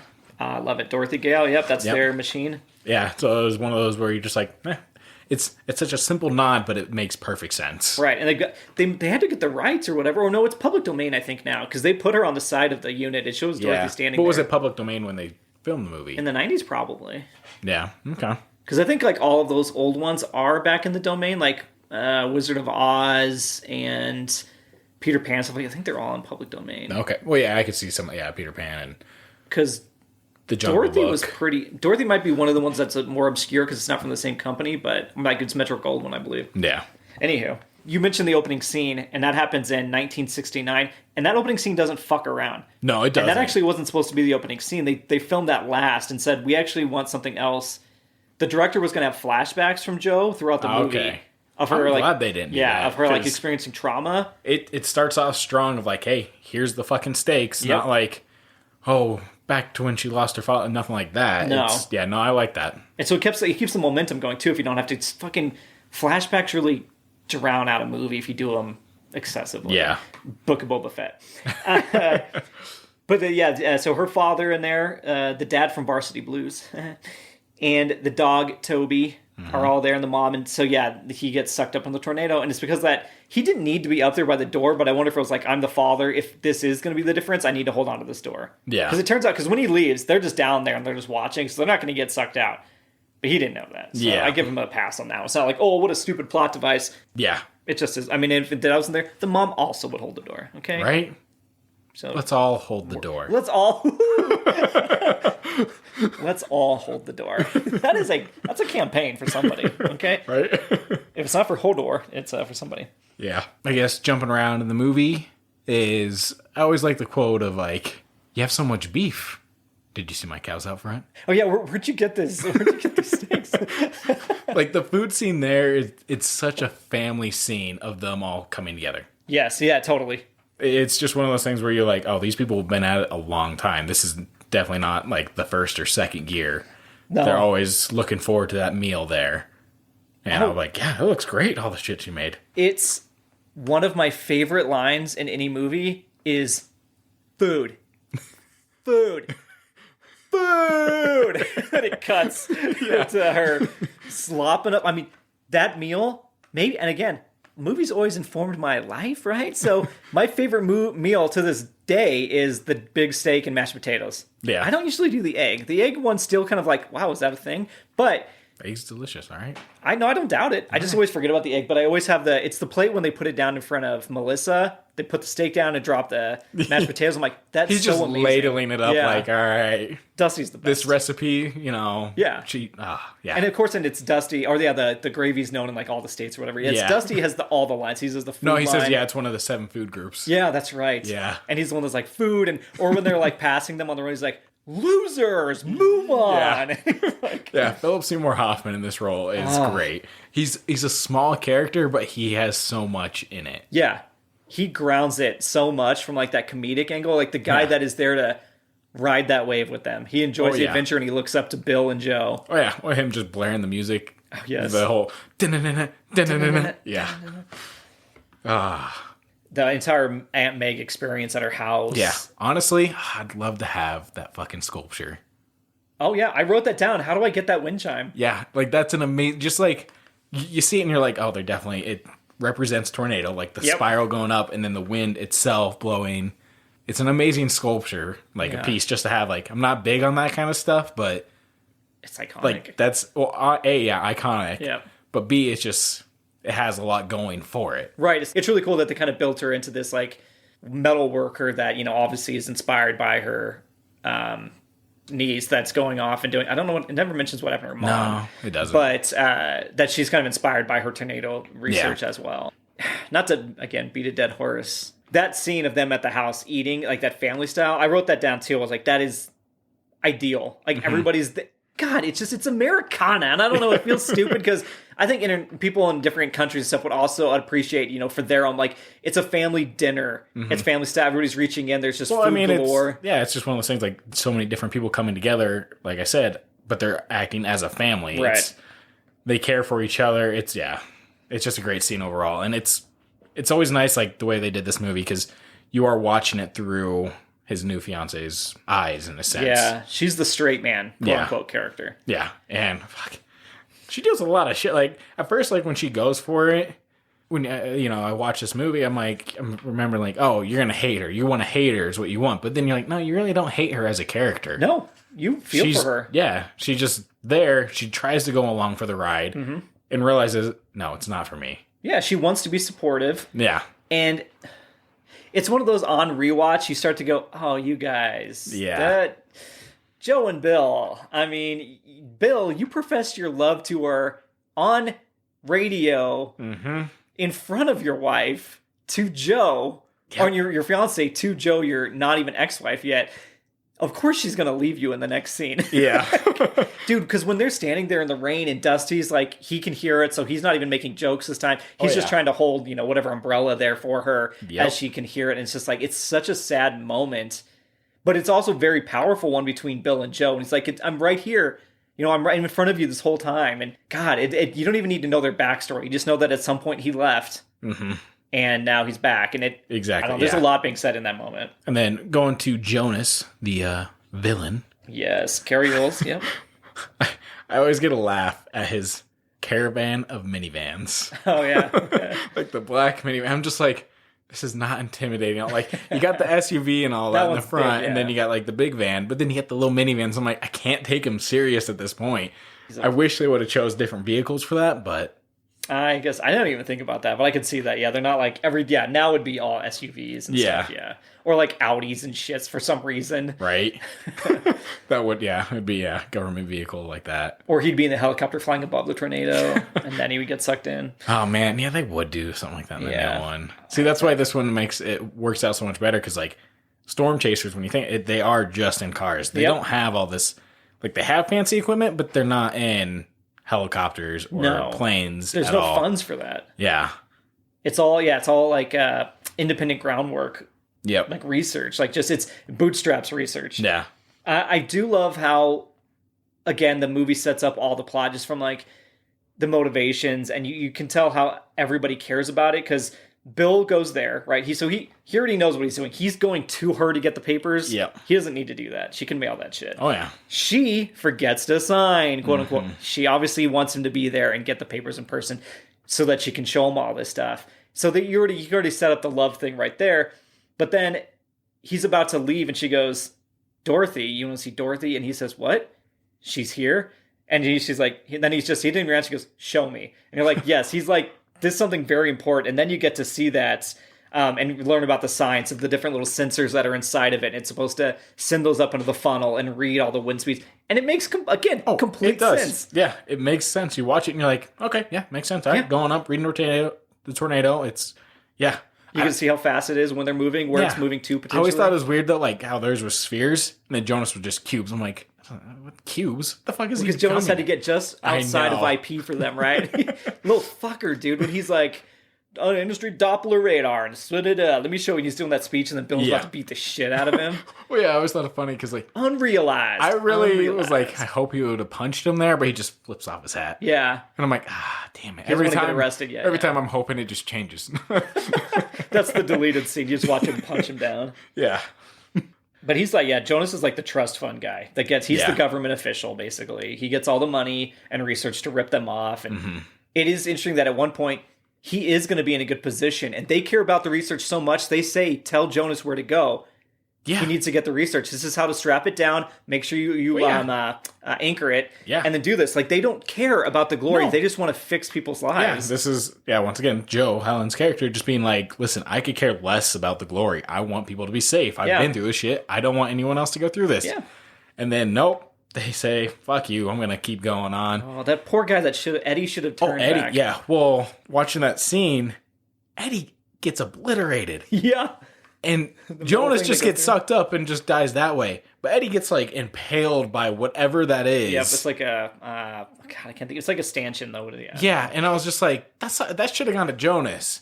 Eddie should have been like the survivor or something like that. Well, I get what you're saying. Eddie did get impaled, but Jonas now watched his driver get impaled. Yeah. Is now up into the tornado, flying around, and has to wait to fall to explode. Yeah. He has to unrealized again. Yeah. He has to now realize Yeah. what he's done. Eddie would have just been like, "Oh fuck, I'm gonna die." And he has to sit there and realize it for a Yeah. while. I'm glad Jonas had that Well, moment. that's what I was hoping. Like I said, either Eddie would have had Or that survived, yeah. weird survival story type Or deal. like dived out of the car. Yeah. Yeah.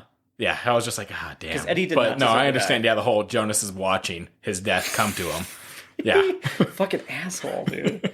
Yep. Because he didn't stop on the side of the road when Yeah. after the first tornado. Yeah, Eddie's like, Bill would never steer us in the wrong direction. Right. He's 100% right. Yeah. They would never put him in harm's way. I kind of broke it down by tornado 1 to this, so we can kind of go through those if you want as we jump around here. Yeah.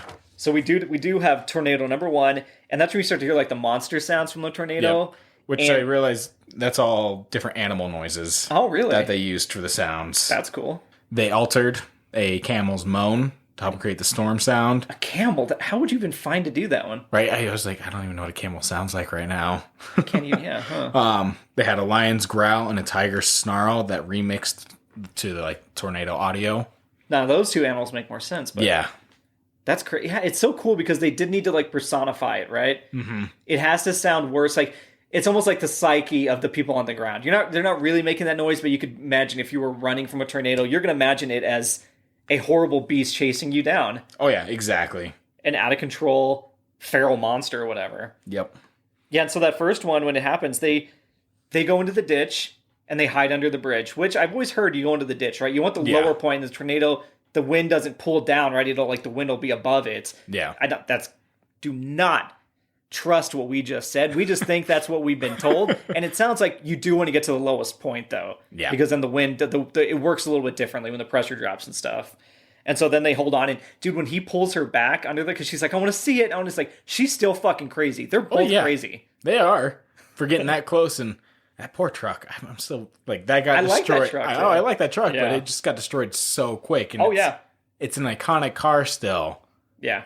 Besides the fact that it got destroyed so quick. Right. Like has somebody created that one where they have like the yellow truck with the Dorothy 1 in the back? Yeah, it's been at one of the Comic Cons. Oh really? Yeah. Oh wow, I don't think I've seen it. Yeah, That's awesome. it is. That's more iconic than the Jurassic Park Jeep to me.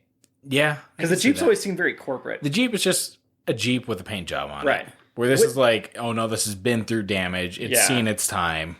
It's had a very, very important role. Yeah. And on speaking of Jurassic Park, two of the screenwriters it was Anne Marie Martin and Michael Crichton. So Mr. Okay. Jurassic Park writer himself was the screenwriter on this as well. Yeah. So Very yeah, nice. that's why it adds to probably that feeling of the animal noises. Like Jurassic Park had to take other animals to make the dinosaur noises and stuff. Yeah.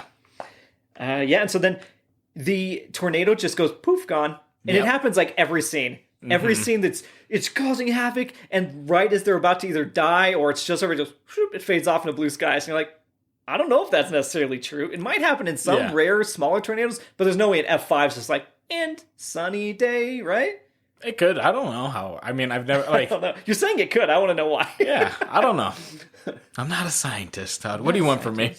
That's intense. That's intense. Yeah. Dusty is my favorite. Oh, and then we get tornado number 2, which also has one of my favorite lines. And this is the sisters, the Sidewinders. Yep, and yep. there's actually a third one out in the water too. Yeah, when there it's is. when it's Because there's getting like two over. on one side and one on the other side. Which again, this movie is it's one of those that is so batshit insane, the things that happen to it, but you forgive it because of how well rounded the movie is. Yep. So these two tornadoes get onto the bridge. They're twisting cows around them, and Melissa says, I gotta go, Julia. We got cows. Yep. Yeah. She's on the phone with the therapy person, and she did not marry you for your penis. Okay, she didn't only marry you for your penis. But anyway, that famous line from the trailer, I remember being like, oh, we have a cow. Oh, there's another one. I think that's the same one. Yeah. Like that. I remember that being the trailer line. Oh yeah. And these two twisters go around that truck, the big red truck, because now they're using Bill's, of course. And then they just leave. They never get injure them. Never cross the actual Nope. track. They just circle them. It's like, that's so insane, but it visually is really fun. Oh, it is, yeah. And the dialogue, of course, again, in the car is super fun. And so every time the crew always rolls up and goes, did you see that? They're like, yeah we saw it. Like, yeah, we were fucking right there. Yeah, it happened to us. Then you had the steak and mashed potato scene. I always remember this line where he goes, everybody says, oh, you ever seen an F5? And everybody goes dead quiet because they know that's the one that killed Joe's father. And it's the one they're chasing. And Preacher says, it's the finger of God. And I've always liked that visual. Okay, yeah. Like, just, it describes how powerful an F5 is so well done. Like, it just, yeah, a giant fucking finger of God being like, I'm the one creating this one. Yeah. This one is unstoppable. You're getting out of the way, or I'm taking you down with me. Yeah, I just love that, the finger of God. And so then you get to number 3, which, Nate, you should relate to this one. Yeah. I call it the sneaky fuck of tornadoes. Okay? Because it is also one of my visually favorite ones, where it's the one where they cannot see it. Yeah. Can't find it. Where is it? It's right ahead of you. Can't see it. It's not there. And then they go over one more hill and just boom, it's fucking right there. Yeah. And then it leaves, and then it jumps to them. Yep. It's like, that is the sneaky fuck. They thought they were sound, and it was against them the whole time. I know that is true with tornadoes. Like, they can, like, sit there, they go up, and they come back down. See, that's always the scary thought, too. It's like, oh, it's gone. Oh, but it can come back just as quick. Which is insane that can happen. Oh, gosh. And of course, we're privileged to not be in Tornado Alley in those areas. Yeah. People do not take tornadoes for granted in those areas. They understand. No. We can be like, we've seen one, right? And there was a death and everything. But we're like, oh, there's still almost like a science fiction type aspect to tornadoes. Oh, yeah, there is. But, yeah, the whole sneaky fuck tornado. Yep. The fact that Joe's like, we could still salvage this after it spilled Dorothy spills. She's trying to save it and all. And I'm like, fucking, what are you doing, Joe? It's one of the best scenes. It's almost like the middle of the movie kind of scene where it's like, here's everything being laid out, because now we're going to switch to where Melissa's like, well, I'm out. Now it's the mission to make sure one Dorothy makes it in. Yep.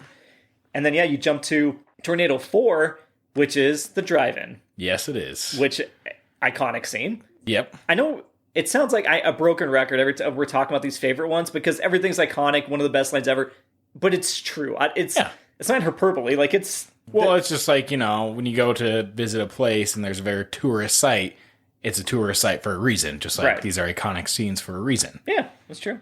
So what do you talk about the drive-in scene? I've been talking enough about these tornadoes. So yeah, the drive-in scene, you get to it, and it's just, of course, they're at a drive-in, they're getting their coffee, and Bill's character realizes, of course, being the whatever intuition he has about the weather, realizes that it's going to hit there. He's the extreme. Yeah.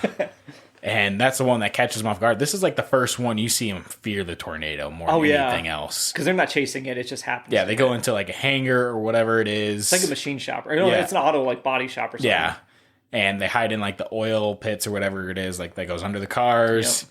And it's just destruction. It destroys everything there. The screen gets ripped up. It's playing The Shining at that point. Yeah, because isn't it the twins walking down and then you see the screen starting to get pulled? When the lightning flashes behind the screen and they're both looking, you see it flash in their eyes and they see the tornado's shadow there. Well, I always thought the part when the actual screen gets ripped up is the part where he's putting his face through the door. Here's Johnny. That's the part where the screen actually gets ripped up. Is that the part? Yeah. Oh, okay. So it's just when you're seeing the wind, they're showing. Yeah. Maybe it starts that scene on the twin scene. Yeah. But obviously, I was like, I'm sure if you lined it up, the time doesn't match up with it. But I was like, it makes sense. Let's put the "Here's Johnny" as it's getting ripped up as the tornado shows up. That's very smart, yeah. And I say definitely not, but it might. I honestly don't remember exactly which scenes that the kid. God, what's his fucking name in that? The kid and Jack, anyway, are playing against each other. I don't know which scenes are happening in parallel. So it might be accurate. Could be. Yeah. But yeah, that Bill notices it because the TV starts going static. Yeah. Because back in the day, guys, kids, younger generation, we knew weather was bad when the TV started cutting out. Right? That's why they noticed something fucked up happening. Antennas on top of TVs? Oh, wait, they don't have those anymore. Yeah, we called them rabbit ears. Yeah, so they see that, and they, again, safety first. They tell everybody, get inside, hey, go downstairs, everybody get in here. Like, they're trying to save people. Oh, yeah. Did you find it weird that Lawrence was hiding in the truck after all of his experience? Yeah, it is weird that he was hiding in there and had to get him out of there. Yeah. It doesn't make any sense. But I guess to add tension to the scene. Or it's, again, they are in control of chasing tornadoes, and this time they're not. They are literally in survival mode. Yeah, that's true. What did you think about the actual destruction on there. You mentioned like there's a lot, but like they have the sign flying down. They have the car sign, going inside. Like there's a lot just to that one auto shop that gets destroyed. Because it's even, you have them sitting in the pit and you're like, it gives that feeling of they're still not safe there. They fell into the pit. But yeah, once again, I feel like they're not safe there because they could die the way this stuff is falling, the debris. They got very lucky. Yeah, it's one of those, they just, again, skin of their teeth type thing. Yeah. Where the car falls in right above them, and Melissa's freaking out, and they realize, she is the fish out of water. So even though they're terrified, they have to be like, we put ourselves here, but we also put somebody in here that is not prepared to be in danger or wanting whatsoever. to do it. Right, exactly. I did read that there was a lot of issues with like effects on the set where they did the lightning so bright that it actually hurt the retinas of Paxton and Hunt. So they had to like recover their eyes, had eye drops and stuff like that because the lightning effects were so much. Well, it wasn't just the lightning. It was also, there were sets where obviously they're working against Mother Nature in this filming, that they had to have the lights that they were looking at as they're driving be super bright to make the outside look darker. Right. So as it got brighter, they had to brighten up the lights to make it look darker outside. So they had to constantly be looking into those lights. Yeah. And I was like, yeah, that's gotta suck. I think they even said what Paxton and Hunt had to get, was it hepatitis shots? Because they did that under the bridge scene in the real mud. It wasn't a fact, like they were in the mud, all the stuff in their eyes, the dirt and debris and everything. Damn. And so they had to actually so multiple times their eyes got fucked with and they had to, production gets shut down when your two leads can't fucking use their eyes. No. Again, beyond these new movies that are so CGI driven, this is what makes it feel like such an iconic movie. Yeah. Is because things are actually being happened. People are interacting with the environment around them. Yep. They have something to interact with, yeah. Yeah. But yeah, so that was the drive-in scene. Very visually very cool. Preacher gets his sliced with the the blade saw, right? Yeah. The blade saw? The buzz saw. Buzz saw, yeah. No, it wasn't. Fuck. It's a fucking hubcap. Oh, yeah, it was the hubcap, yeah. I had you this is Mandela effect. I had you picturing a buzz saw. Yeah. But then, Tornado 4.5 is the one we don't see, because that's the one that hits Wakita. Mm-hmm. And this is a goddamn awesome house set. Oh, it really is. Like, everything they go through. It's just weird. Like, the town in general, I think they actually bought, like, a whole town. What? For this. And try to, like... Because it was a town that went through a tornado. Okay. And they try to make it look good and then re-go through it and have it look like the tornado just went through again. Oh, God, imagine the PTSD for the people that had to recreate the... If they had, like, they were still there. Right. But, yeah, no, it was insane of the house that they went in to save Aunt Meg. Mm-hmm. The destruction behind the house. Yeah. And the whole house collapsing on itself after they get her out there. Yep. That's a lot just to go through for one scene. It just doesn't happen That's why it's one of the best movies ever made, though. It doesn't happen nowadays. It's more just like, all right, how can we CG? Right. Or how can we scale this down? Right. It's only one side of a house, and then, but they show you the outside of this fucker. Yeah, they do. I don't know. It's a rough scene, like, of them getting her out of there, too, because the TV on the cord. Yeah, because the cable... Guys, again, we have cable lines. I think they'll still exist. But it's the only thing stopping the TV from crashing into them. Yep. The old box TV. Yeah. At first, like, you're thinking, like, if you're watching this, oh, that cord went home. No, it was a cable. It was screwed into the wall. It's not like a plug-in or anything. Yeah. Because I was thinking that, too, and I was like, I know the TV goes to hit him. The plug held on? Yeah. I was like, that doesn't make... Oh, yep, it's a coaxial. That thing will hold on like a motherfucker. Have you tried to unscrew some of those if you tighten them too much? Yeah. That's a modern day problem where you'll scream in your own home. Yes, you will. You'll get the fucking pliers out to try and grip that thing to twist it. Well, yeah, especially because you got a weird angle trying to get behind there with that. And it hurts your finger. Guys... We're pampered. We're talking about people in the scene are surviving a tornado, house collapsing, and we're talking about how the coaxial cable hurts our fingers. Yeah. That's an HDMI cord. They're dead. Oh, yeah, they're fucking gone. Technology is not always better, okay? No. Well, yeah, so the Wakita, they get her out, and they get, obviously, Mose, they go get the dog out, and that was great. They make a point of saving the animals in all these. Yeah, which is always good. Yeah. And...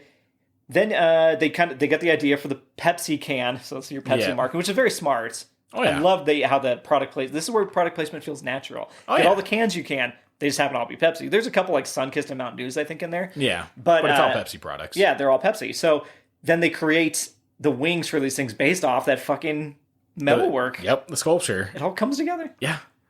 And then you got tornado number 5, which again is the F5. Yep. Tornado F5, and this is, it jumps from action scene to action scene to action scene. Oh, it does. And this is one big ride towards the end. Yeah, we'll get to it, but yeah, it starts off them just driving straight into a cornfield. Yep. You don't even know, like, there's no road or anything like that, what they're going to drive into.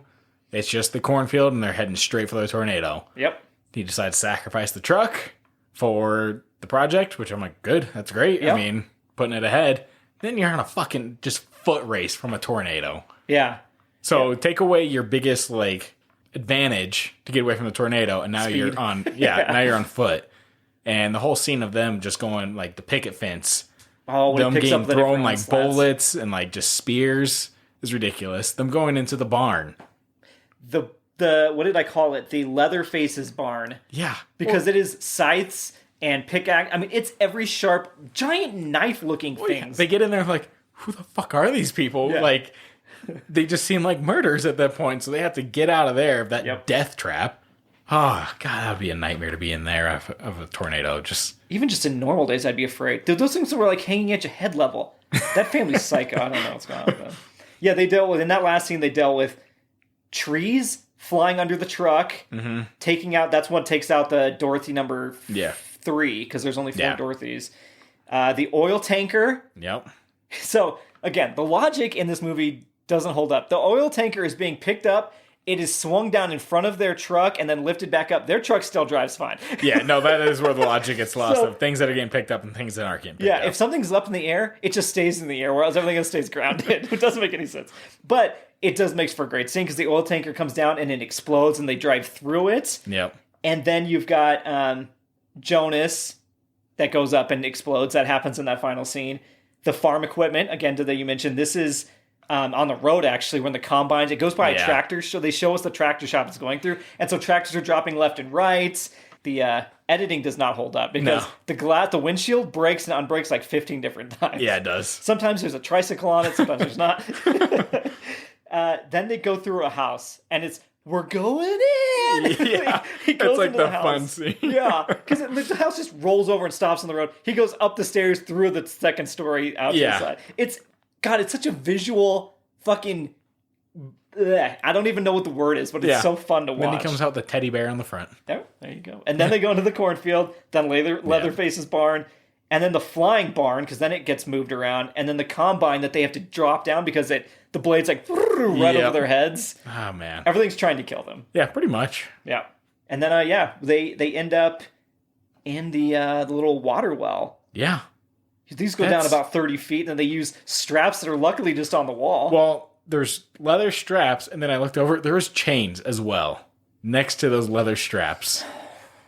Were they one consistent, can loop? I feel like the chains could have came off. They could have grabbed them. Either way. What was the strap like one consistent loop? Because the way they have to tie it, it has to be, they don't pull anything together. Like, they're not buckling anything. Yeah, true. So I wonder if the chain wasn't connected all the way, right? Yeah, either way, it was there. I saw the chain. I was like, fair. Get the chain. Come on. For some reason, I feel like I saw this at a drive-in, but I don't know. I know I saw it in a theater at least, because I remember how big that final scene is. When they're in the eye of the tornado. Oh, yeah. The sound, that's kind of like, it's orchestra music. Their legs are up into the air, and they're just looking at this thing, and it's just... They're in awe. Yeah, they're in awe. The audience is in awe. It's fantastic. I love it. Yeah. And I'm partially like, so what the tornado looks like on the inside, or... Right. Do we know? Somebody has to have flown over a tornado with a big enough base to look down. Flown right? over a tornado, or somehow caught footage. But have you ever seen it online? No, but I mean, I guess I've never Googled it. But I feel like that would be one of those things you'd see on like the craziest footage ever captured. Like over the years, we would have seen a video. Guys, I'm going to Google this afterwards. I'm going to figure this out. You guys Google it too, and if you find one, send it to us, please. Yes. Yeah, that's what I have from like in the movie. Shine On is the main song. That was done by Van Halen, I believe. Okay. Yes, Van Halen. And it actually, they say the reason Sammy Hagar left the band was over that song. So it's actually called Humans Being. Okay. Shine on, shine on. That's the Twister theme song. Did you see that Tom Hanks was almost cast as Bill? No. But How do you feel about that? Garth Brooks turned down the lead role. Oh, God, why would you give it to Garth? Yeah. They wanted some cowboy. I don't know. I don't think Spielberg would have done a good job. I don't think Spielberg would have done the movie the way it needed to be done. Yeah. Because he would have made it so much more about Joe and Bill's like past history. It would have been shot too formally that it would have been like, oh, okay, I get it. It's like it's big and grand, but I don't think you would have had the fun energy that this director, Jean de Bont, brought in. Okay, makes sense. It would have been the number one movie of 96, except it released right after Independence Day. Yeah, I saw that. So makes sense of like which, but I mean, to come second to that, that's so great. Yeah, you're coming behind Independence Day on the year it came out. That makes sense. Yeah, but it would have been number one. Yeah, had it not been there. Yeah, you're going up against a movie called Independence Day. America's going to go see Independence Day. You're not wrong, because it was on July 4th, I believe, too, right? Like you're not. Yeah. Yeah. God damn it. Good job on the marketing time there. Right. That's Twister 96 for you, baby. Yeah, great movie. Oh, it holds up. Definitely holds up. I don't know. It's always nice to find those movies that hold up, and it's what, hour and 58 or. It's not too long. It's under 2 hours. Quick. Yeah. And Nate, what can they learn about next week's episode of the pod? Well, next week we are doing Whip It. Whip It? Yes. That is the Elliot Page, Kristen Wiig, directed by Drew Barrymore. Yeah. Roller derby movie. Exactly. Hell yeah. So, and we will have a special guest to talk about it. We will. So stay tuned. Yeah, no, don't turn off your pod. You let this run. You leave it on this page until the new episode loads, and you refresh your pages. Yes, listen to Todd. Thank you. And that leads us into recommendations. Yeah, what do you got for them? So I started a new show. Oh no, Nate started a show. Yep, it's on HBO. Okay. I started Minx. Oh, I've heard about Minx. Yeah, Is it good? 1970s about a woman starting a magazine. Okay. And it's very political in the sense of like just women's rights, like trying to get it out there. How very timely, Nate. Right. And well, one guy picks it up, and it's a guy that wants to turn it into a male nude magazine. Oh, is this the beginning of Playgirl? I don't know if it's like the beginning exactly, because I don't know the story of it, but it's kind of got that aspect behind it. Interesting. And it has like references to things that have actually happened. Okay. It's, I don't know, the first actually 2 episodes are out. I liked it. It was good. It's very odd of like what they did with some of it. Guys, you see a lot of dick. Okay, so the new Jackass movie. More dick. What? More dick than the Jackass movie. Oh no, buckle in. So yeah, I don't know. I enjoyed it. It's short episodes too, which is nice. 30 minutes long, so you're not in for a long haul. Okay. Yeah, it's my recommendation.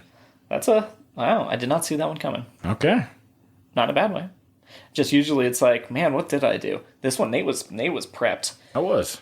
My recommendation is actually a pretty short little web series, and it's called Crossing the Line. Okay. And I didn't look into it too much further beyond this specific series of them, but they might do more things of like, what is the line from when you say this is too far, you've gone too far in something? And this was all about comedians, about stand-up comedy. Okay. Now, what is too far? And so then it's a really fun premise, and I watched these all in one night, so you can too. They have a comedian go up there, like a whole team of writers came together. They make up the worst jokes you can make about a topic. And then they send a comedian out there to read it to different panels of people reacting on video. And then they get all those panelists together to discuss why they laughed, why they didn't. And it's everything from Muslim jokes, Jewish jokes, LGBTQ jokes. You have men jokes, all sorts of things like that. So, and it's some of them, I can see why people cringe. And I laughed my ass off so much because I want to hear the men jokes. Huh? I want to hear the men jokes. Oh yeah, see, yeah. Well, one of them was like, did you know that? It's like, oh God, okay, trigger warning, I guess. This is one of those, does it cross the line? I'm trying to think of the one specifically. There's some ones where even I was like, oh shit. And no joke is too far from me. But they say like, did you know that suicide affects more men than women? Good. And they just let it sit there. And you can see him like, oh no, okay. And some of the guys will laugh, and some it's like, too far, too far. Yeah. And you really start to see these personalities. And some of them, a lot of the panelists are there for each different one. So like you get recurring characters almost to be like, oh, I know how they feel about those jokes, but this one they laugh their ass off. Why is that a double standard for you? Yeah. because they did the Muslim jokes, and the Muslim panelists were the ones that laughed out loud to it and were were like fun, laughing about it. And everybody else was like, well, why didn't you laugh? And this one guy was so awesome. He was laughing at everything just wholeheartedly. And then he got next to a gay pastor. And then all of a sudden he stopped laughing at a lot of the jokes. And he said, and the guy watching it behind the scenes was like, I think he would be laughing more if he hadn't be sitting next to him. Yeah. Huh. So like you start to see people change like the way they react to things. What's this on? Just look it on YouTube. Okay. It's called Crossing the Line. So CTL. And it's hosted by a comedian, like a very prominent comedian. I wasn't familiar with him, but apparently the internet is. Okay. And then, so I recommend watching that. All right. Sweet. No. Yeah. Take you up on that. Damn right. One night. Well, Nate, it's my turn to pass the baton to you, buddy. Oh, thank you, Todd. Happy birthday. Enjoy The Least Side Way to Die for this episode. Well, keeping a bit on theme with is this today. woman's death? No, tornadoes. Oh, tornado. Okay. But not even tornadoes. What? We have Joa Maria from Brazil was killed in 2013 when a cow fell through his roof and crushed him when he slept. Oh, no. Sleeping. He doesn't even get to know how he died. Oh. The worst part in this article is what they said afterwards. I'm like, oh, gosh. It says, guess he should have moved over. Oh, God. Damn, wow. They made a moo joke in the article? Yeah. Wasn't in his obituary, was it? No. Okay. So, I guess we're probably fine. Yeah. Oh, gosh. That would suck. Yeah. In your sleep, a cow falling on you. God, that is You're in a pretty house, too. sideways. You're just sleeping in bed and then you're dead. And not even because you hear about they went in their sleep. It's right. He went to sleep because a fucking cow fell on him. Oh, no. Do you think the family brings it up and they said, okay, quit milking the spotlight? Oh, shit. I'm so sorry. Yeah. Oh, man. Ooh, that's a good one. Yeah. That's not a sigh way to die because he did not. I mean, that's memorable. Yeah, it is. It's unfortunate for him, but the surrounding public, I guess, has a story. That brings us to where people can talk to us. Where can they talk to us? Yes. In person? Yeah, they can do that. Long pause. And on our socials. Okay. Guys, we're at the end of the episode. I've run out of all steam. Yeah, you can find us on our social media. You can follow us and interact with us on Twitter, Instagram, TikTok, Facebook, and you can email directly to theindecide@gmail.com. Yeah. And when you go to the social platforms, we discussed in last episode how to rate us in Spotify, top right of the very furthest screen to get into our bio. Top left. Top. Yep. Oh yeah, I'm looking away from I was looking from the phone into Nate, as if I was the phone. You're right. Top left if you're looking at your phone, which is probably more helpful for you. Top left, there's a little star icon. Click on that. At iTunes, scroll to the bottom of the bio page or episode you're on. There'll be a little rating factor there. So please rate us. Please share with coworkers, friends, family. Talk shit about us. Give us bad reviews in copy, and then great reviews in the stars. Yes. If you would be so kind. Yeah. Nate's on his knees. He's begging. Hands together. Hands to God. Hands to God. So that would be awesome.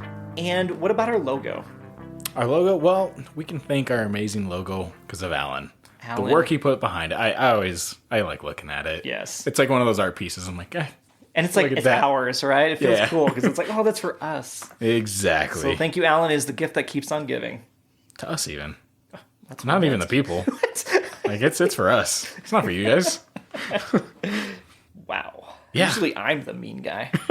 Turn in a new leaf. Yeah. It won't be on next episode because we already recorded that, spoiler alert. Yeah. Nate's going to have his villain era in the pod. Yeah. All right. Well, with that, I gotta go, Todd. We have cows. We have cows. Oh, man. I don't think I even have a good... It's not Tornado Alley. It's fucking Candyland. All right. I'll take it. Not bad. Let's see. Oh, did you have two of them for us? Yeah, we'll keep it one. No, he has one. Should we right. leave that in? Yeah, well, it's up to me. Oh. All right. Well,